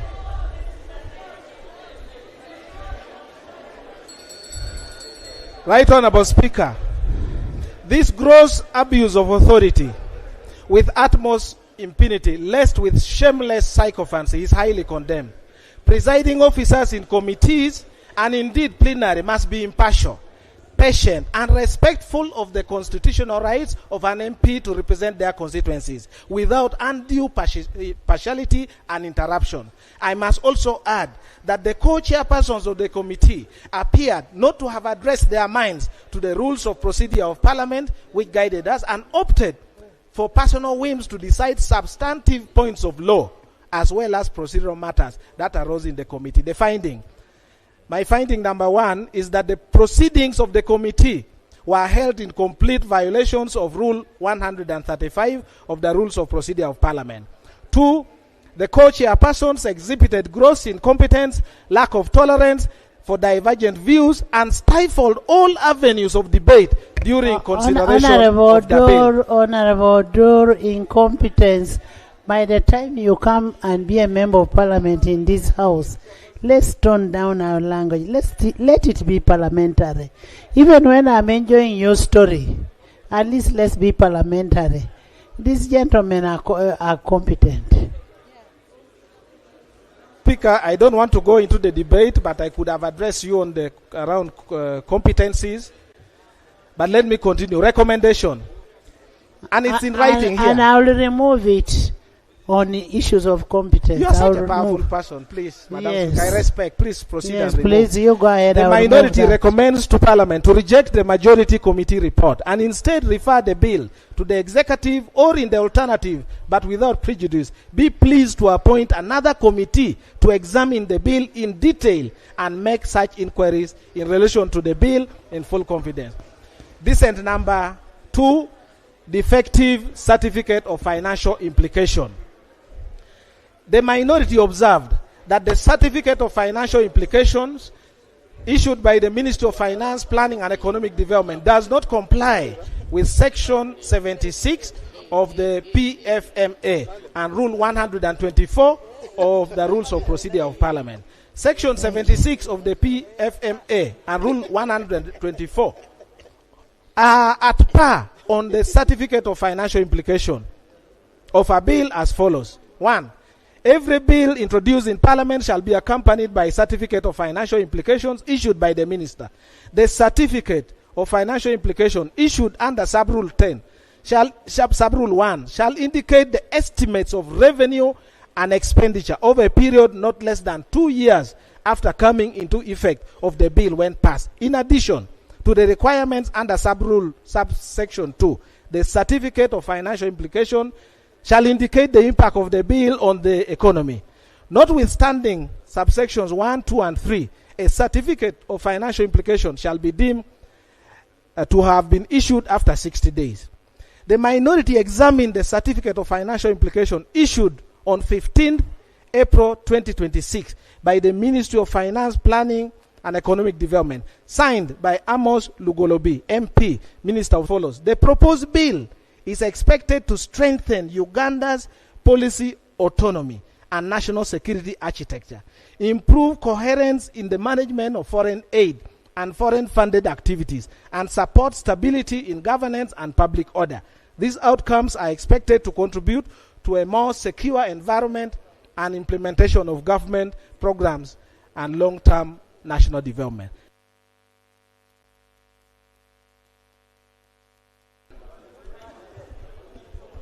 That the entire ministry responsible for finance, planning and economic development does not know what constitutes an economy of a country called Uganda, and therefore are unable to articulate the impact of the bill to the economy matters, such as GDP, sovereign debt, debt to GDP ratio, balance of payments, central bank reserves, interest rates, inflation.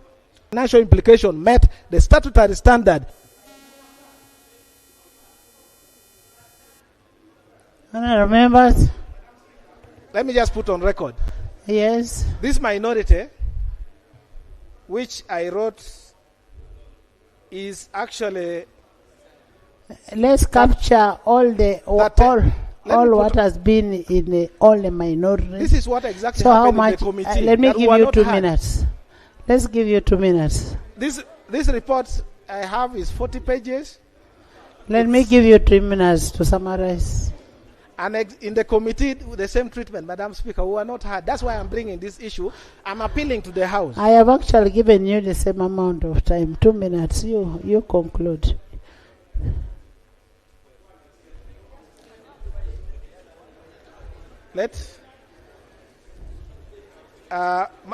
Madam Speaker, I want to put on the record that I cannot conclude in the 3 minutes you have given me, but I appreciate it. If it is your ruling that this report stops at this level, I have no problem. I respectfully submit. and then I can leave, because there is no way I can. And I wanted just to finally, because as you also know, this may be possibly the last time some of us may be in this parliament.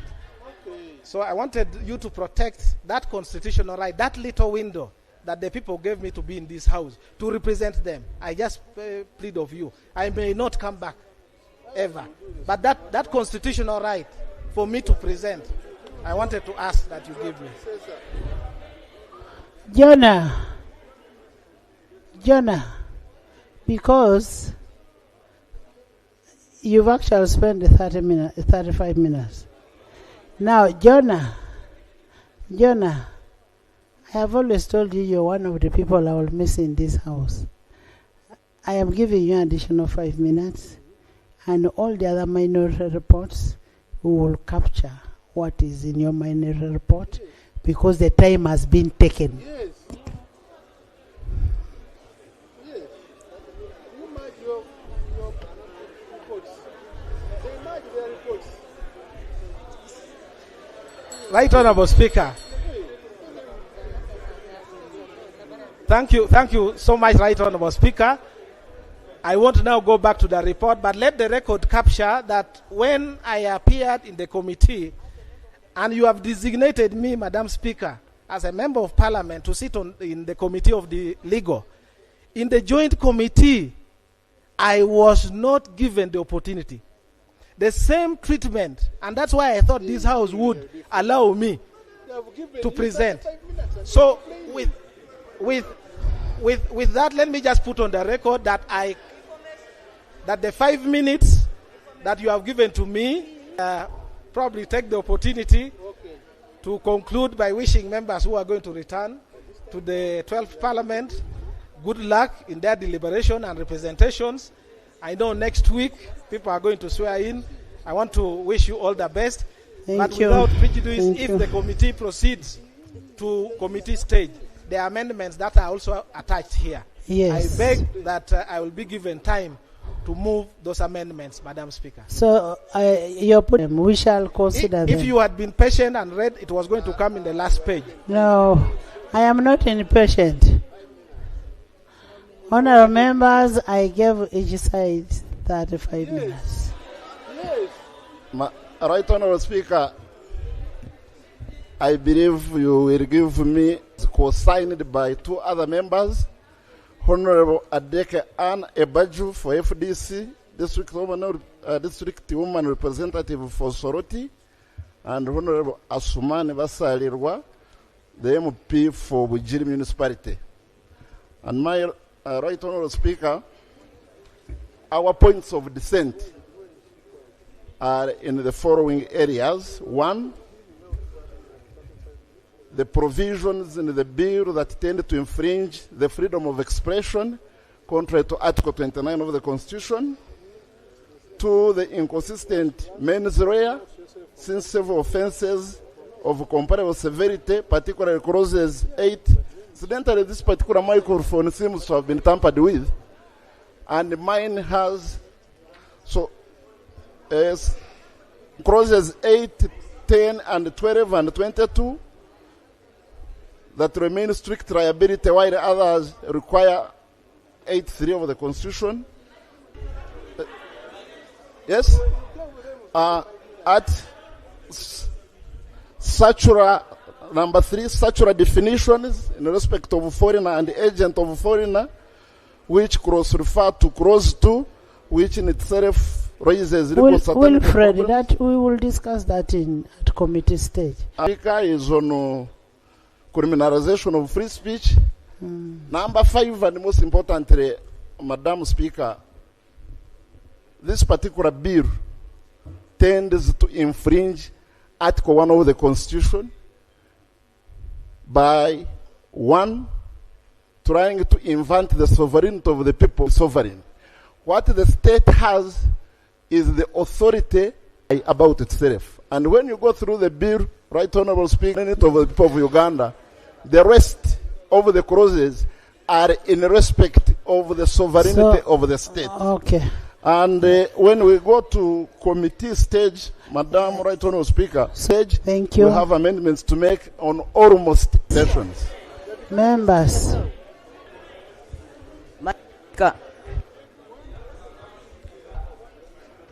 In my capacity as the Shadow Minister for Internal Affairs, I went to the committee with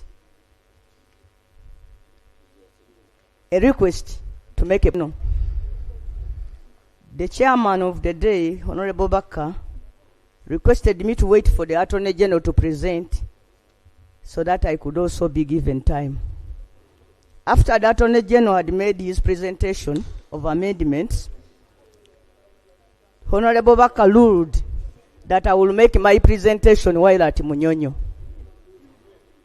When we reached Munyonyo, Madam Speaker, Honorable Kajenje ruled that my request had been overtaken by events. Madam Speaker, I chose to write a minority report because the issues I was going to raise had not been raised by anybody else. So I wrote a committee. I'm not supposed to debate. Madam Speaker, there was a memorandum that came from Uganda Kingdom. Madam Speaker, when we reached Munyonyo, the memorandum went missing. Madam Speaker. Madam Speaker. Honourable members, give Betty time.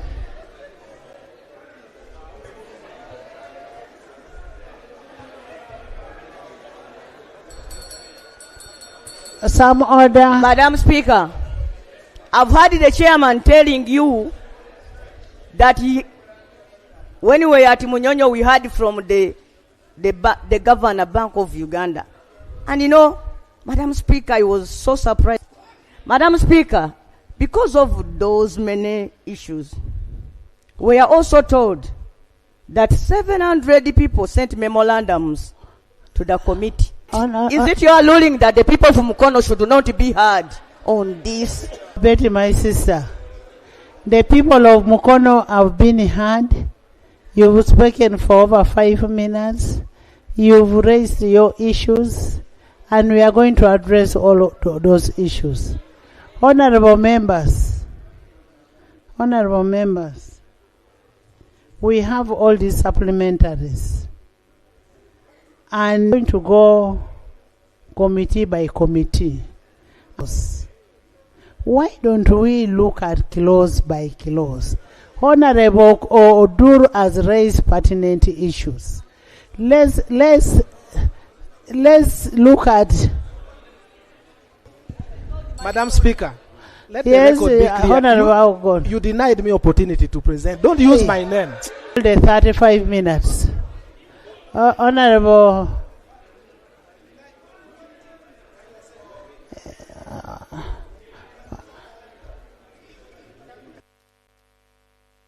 Let me give you 5 minutes.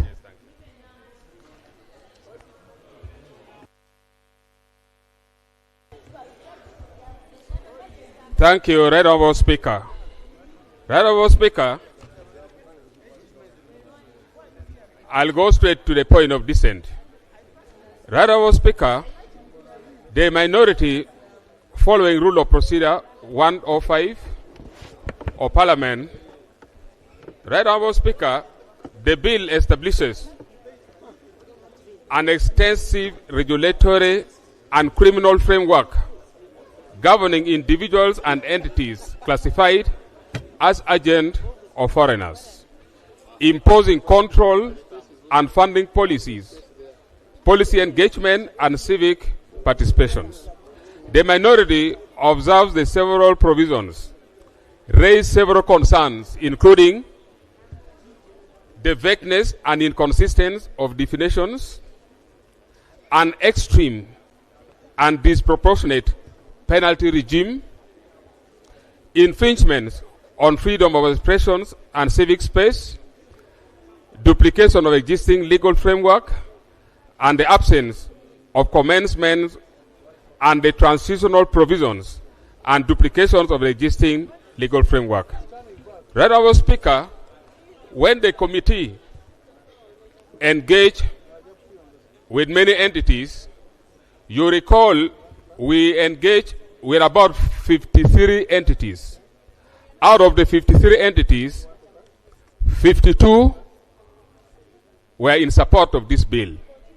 51, including Bank of Uganda, religious leaders, among others, were telling Ugandans that this bill, when passed, it will create economic instability in Uganda. That was the word from the governor of Bank of Uganda. Right, Honorable Speaker, this bill,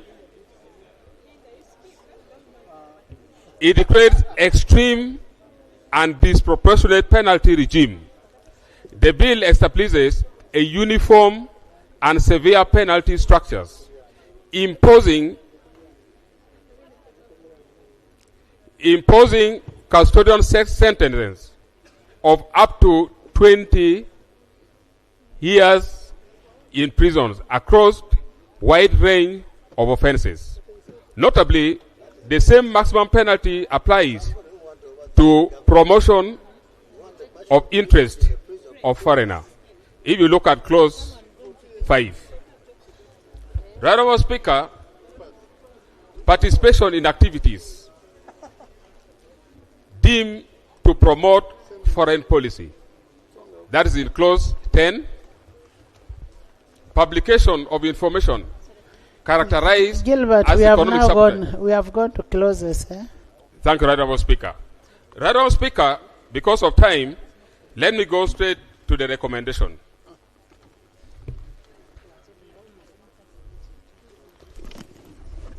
Right Honorable Speaker,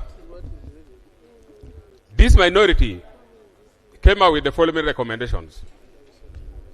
Having engaged and got many views from Ugandans, the minority recommends that the House does not pass the bill in its present form. 2, the bill be withdrawn and remitted for comprehensive redrafting. 3, a revised bill should provide clear and precise definitions, established a proportionate penalty regime aligned with existing legal frameworks, be supported by a credible economic and fiscal analysis, and finally, be subjected to broad stakeholders' consultation. Right, Honorable Speaker, the view of the minority is that the bill should be withdrawn. I beg to move. Honorable Betty.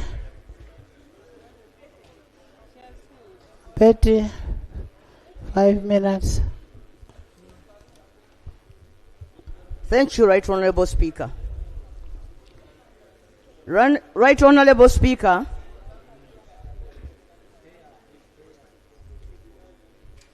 the points of my dissent are as follows. 1, Right Honorable Speaker.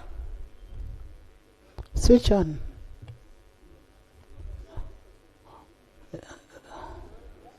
Switch on. Right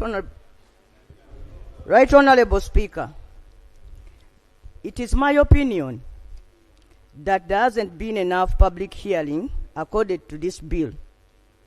Right Honorable Speaker, you have been told that 57 memorandums were reviewed. But the fact of the matter, Right Honorable Speaker, is that the committee received over 700 memorandums. One of them, Right Honorable Speaker, as I've put it, being from the Uganda Kingdom. Right Honorable Speaker, when we went to Munyonyo, we are given time to go and study these memorandums on WhatsApps. But when we returned to the committee, Right Honorable Speaker, the committee did not give us time to make a presentation, as I've told you before. Right Honorable Speaker, it's not about allowing people to come to the committee. The purpose of the people coming to the committee is to give their opinion space that the people should be heard. But we are handling, my point of dissent is that the committee ruled in favor of only 2 people out of the 700 who opposed the bill, Right Honorable Speaker. Right Honorable Speaker, we are here fidgeting with time. This is not legislation. The committee is always given up to 245 days, according to our rule of procedure 135. Not 200. 45 days. But if you get a committee which is efficient like yours, it can even do it. It wasn't efficient, Madam Speaker. Even the problem of time can even be seen while we are here, Right Honorable Speaker. Right Honorable Speaker, my request is that the 11th Parliament stops behaving as if it is the last Parliament Uganda will ever have. There will be other parliaments that will come after this Parliament, Right Honorable Speaker. And Right Honorable Speaker, we are so honored that you will also be in that next Parliament, Right Honorable Speaker. No, I can. My recommendation, Right Honorable Speaker. I can choose not to be because I have. You already there because we have been talking to Mau.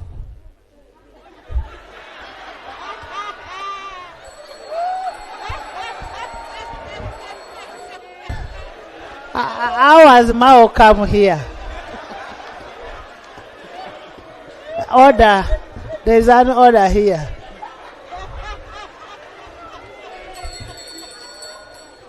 There is an order.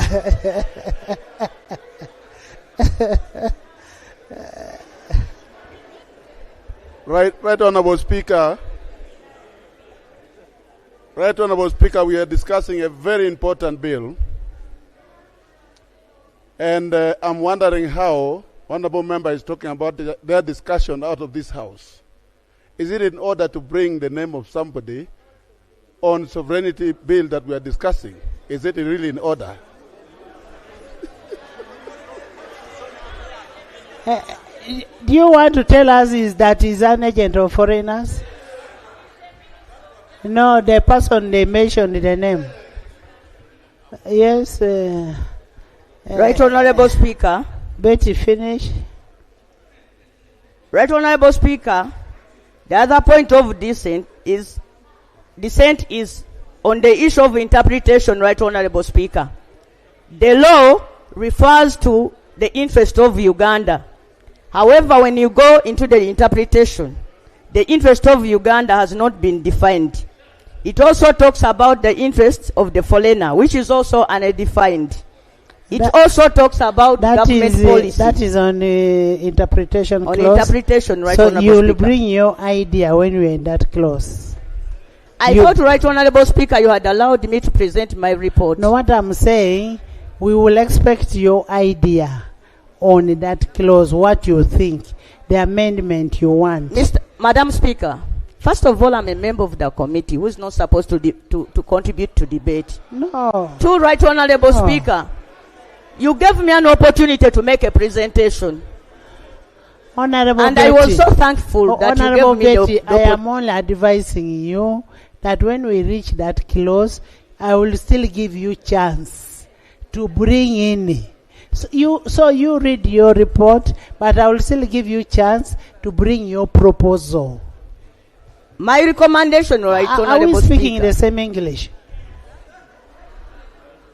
Madam Speaker, I'm reading the report and you are giving me advice. I take your advice, Madam Speaker, but I continue to read my report. You read.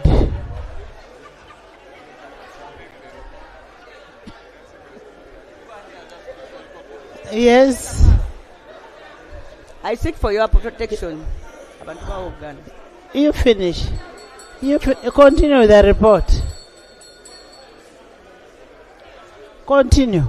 I seek for your protection. Members, yes, there's an order from WOPA. Order from WOPA. Thank you, Right Honorable Speaker. Right Honorable Speaker, I want to request. Right Honorable Speaker, there is a lot of noise, and yet the microphones that they are using is not as loud. So, the point of order that I'm raising is that, is it in order for members to make noise when a member is submitting? Is it it's okay to laugh, but let us laugh and allow the member to read her report. We now can't hear what she's actually reading. So, Madam Speaker, is it in order for members to continue shouting when a member is actually reading her report? You are the one who was shouting. Honorable Betty, can you? Let's hear Honorable Betty.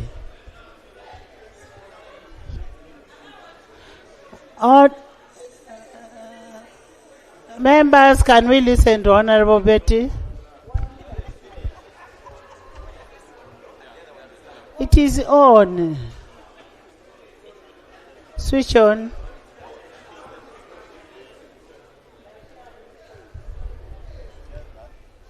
Thank you, Right Honorable Speaker. I don't know why this particular microphone is low.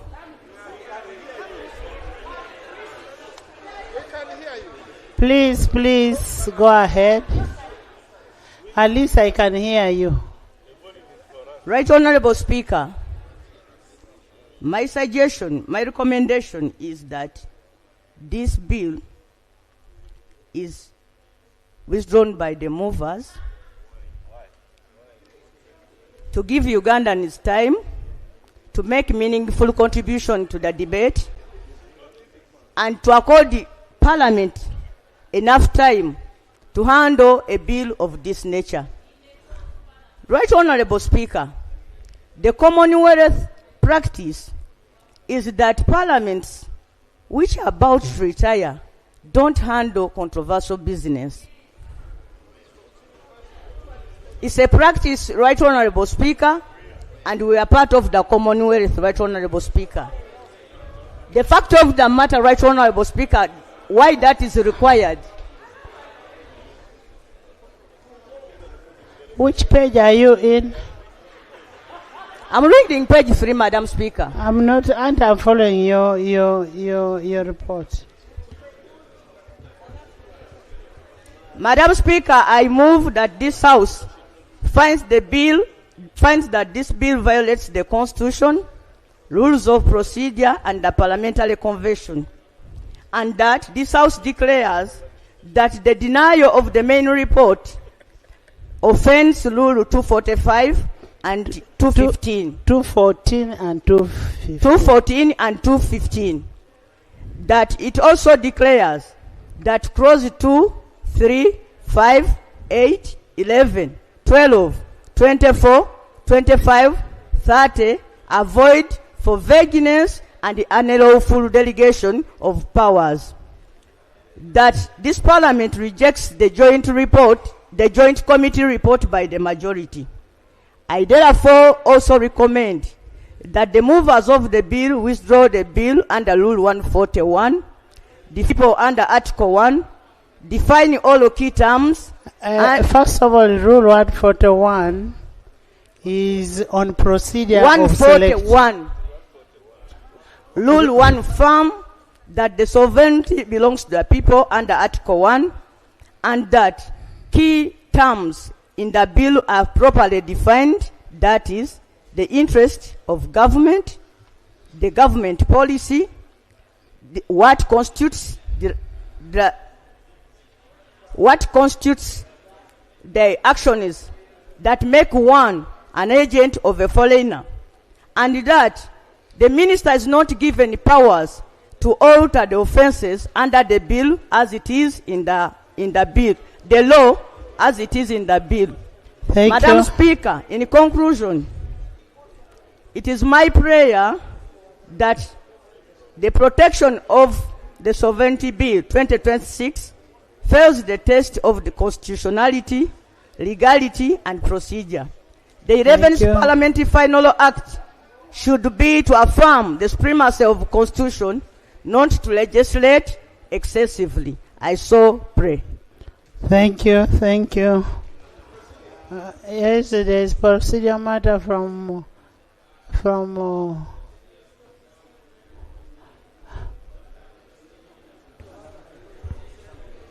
Right Honorable Speaker, I want to thank you for the opportunity that you have given to those with the minority reports to present.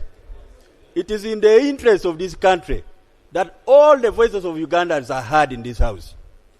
And those who have spoken represent those voices. Right Honorable Speaker, Honorable Jonathan Odur did say he wanted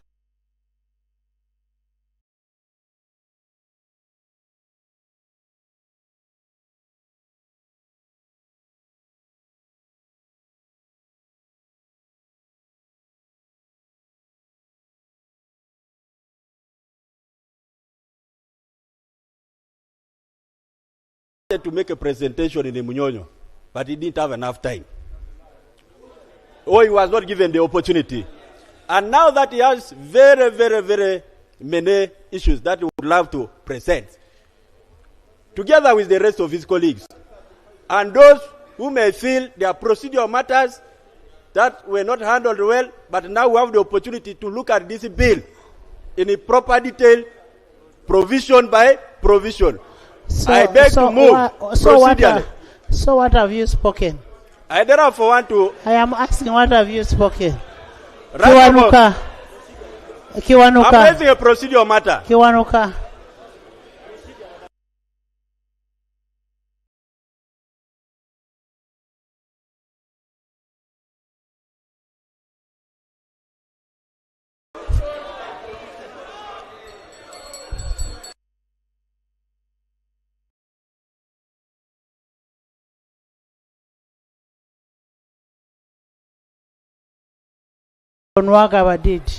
Thank you, Right Honorable Speaker.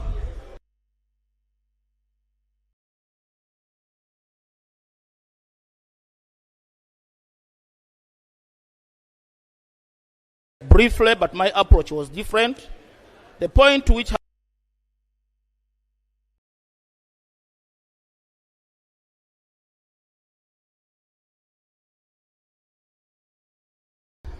let's have order. Right Honorable Speaker.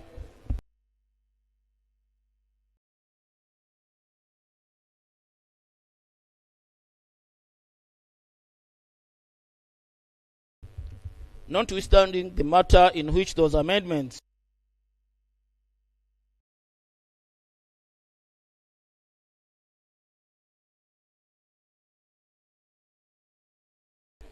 an affront to the past precedents of the House.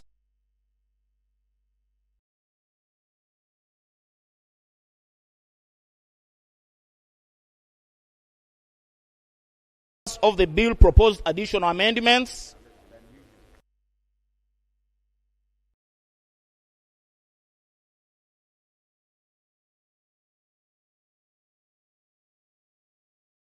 totaling to 24 out of 30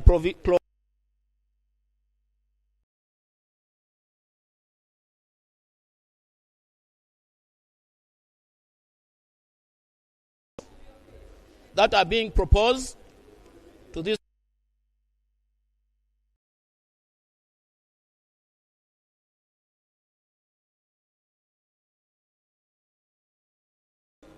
to the past ruling of the presiding officers of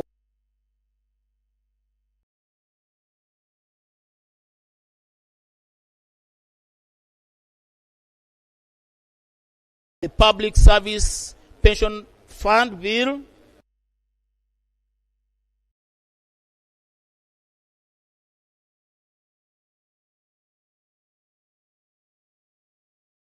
then directed the withdrawal of the Public Service Pension Fund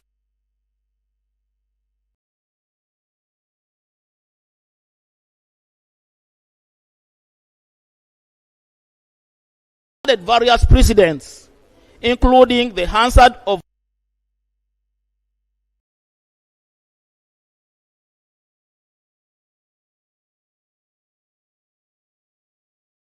a bill in reference to the Sexual Offences Bill 2019.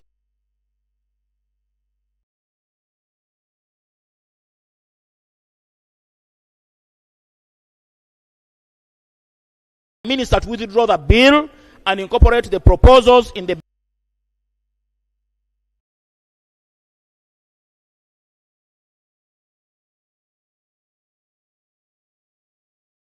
Service Pension Bill 2023. I guide that if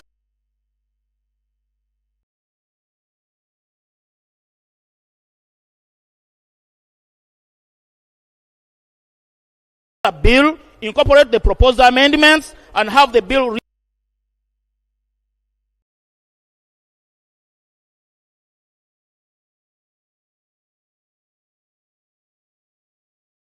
go and incorporate the proposed changes, gazette it,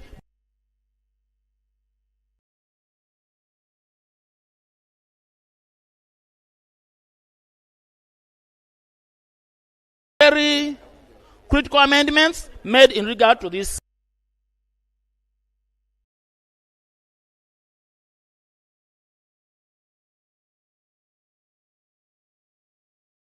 matter of the bill. The minority wish to note that the amendment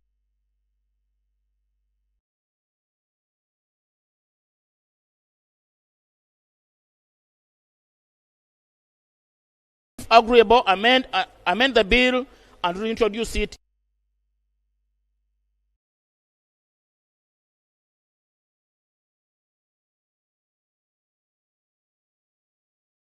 The minority. Indeed, the Right Honorable Deputy Speaker, while directing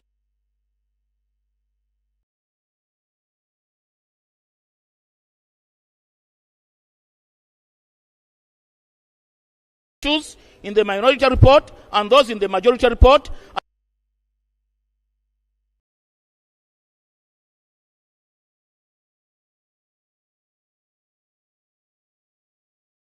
their views and incorporate them into the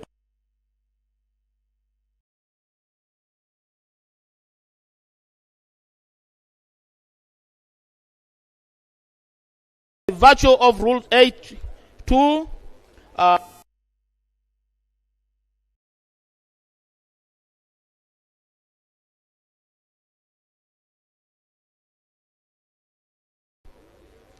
in light of the above, the minority calls upon the presiding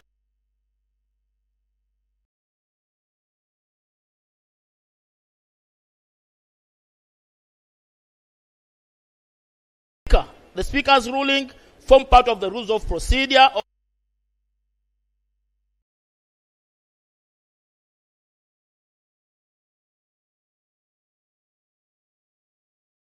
misquote the ruling of the former deputy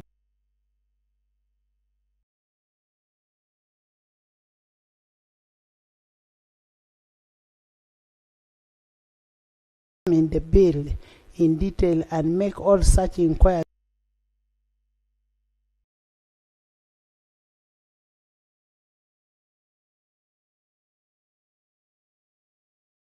after 5 days, working days from the date of the bill.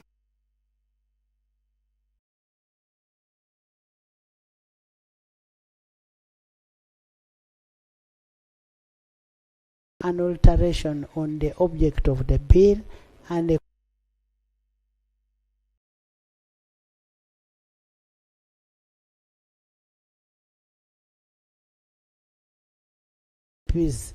meant was an alteration.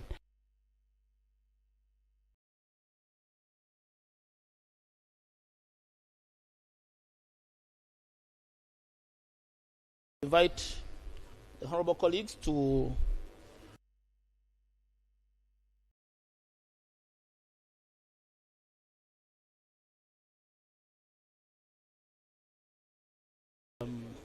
in one way or the other. Honorable Speaker, as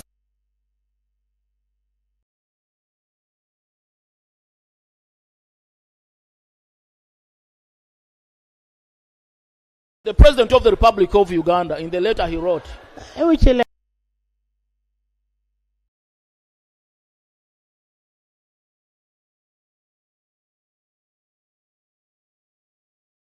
Parliament who is holding the bill.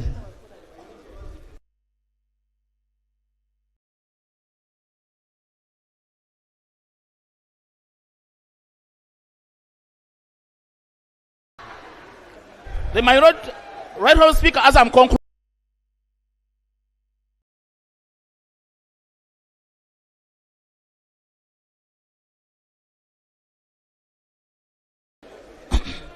the minority notes that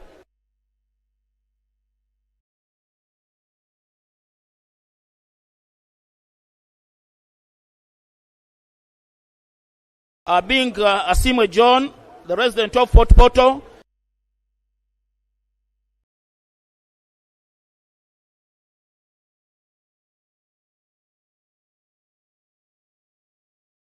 gave directives in his letter over his, which was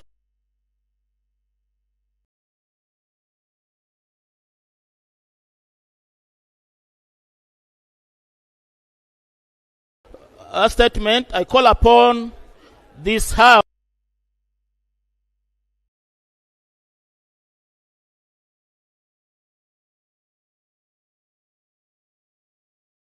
of Sovereignty Bill 2026 that was read for the first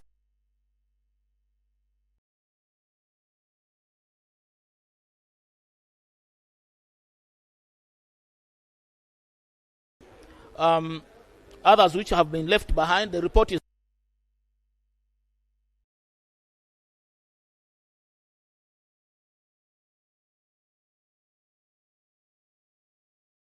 real societies, and the government undertakes to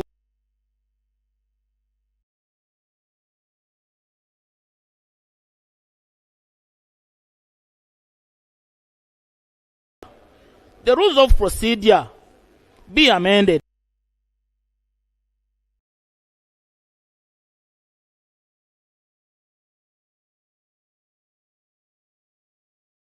Thank you, Right Honourable Speaker.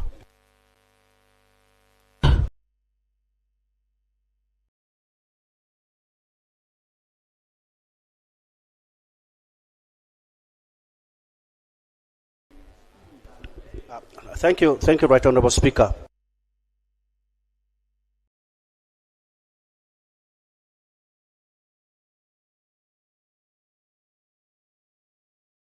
When it comes to making our laws when they present their view.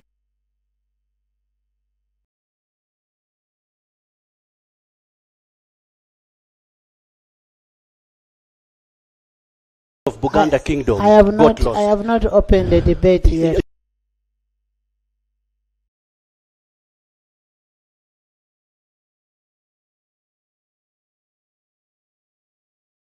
Answered. It is bad. Yes, we want it to be withdrawn.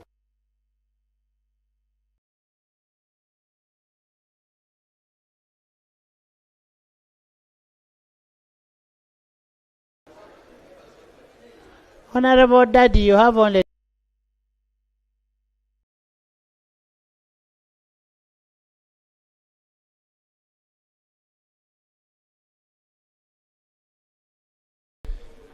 In that I taught some people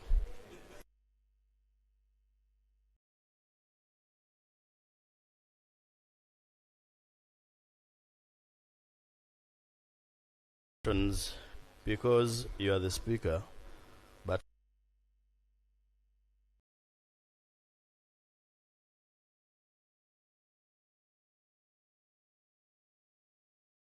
and therefore saying all of you minority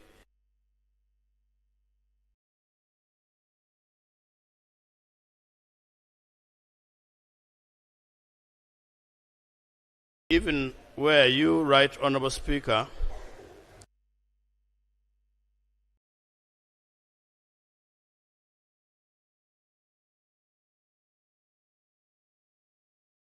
more than the time you had already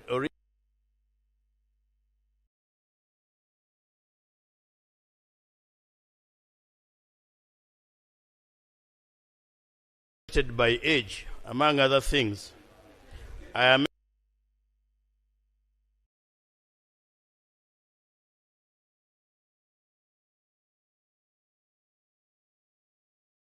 with that said, Right Honourable Speaker,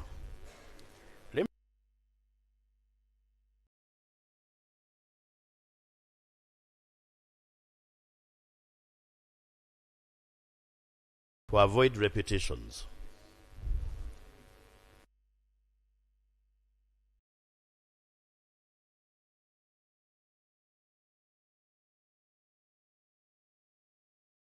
I did not read any amendment.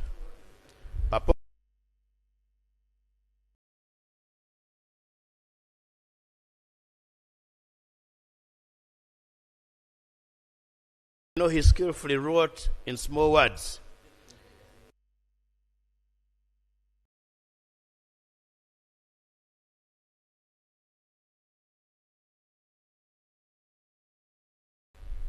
However, I treat them as views of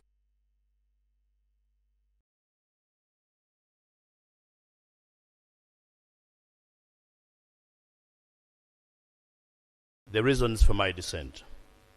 Insufficient concern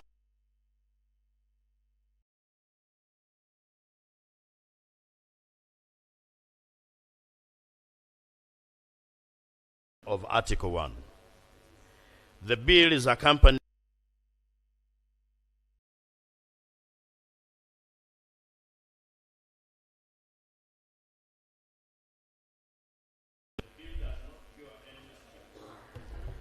the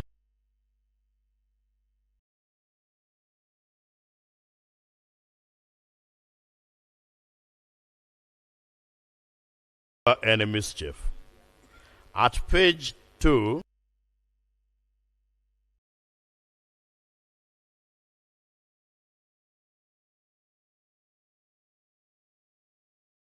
to read, but with emphasis on Article 1.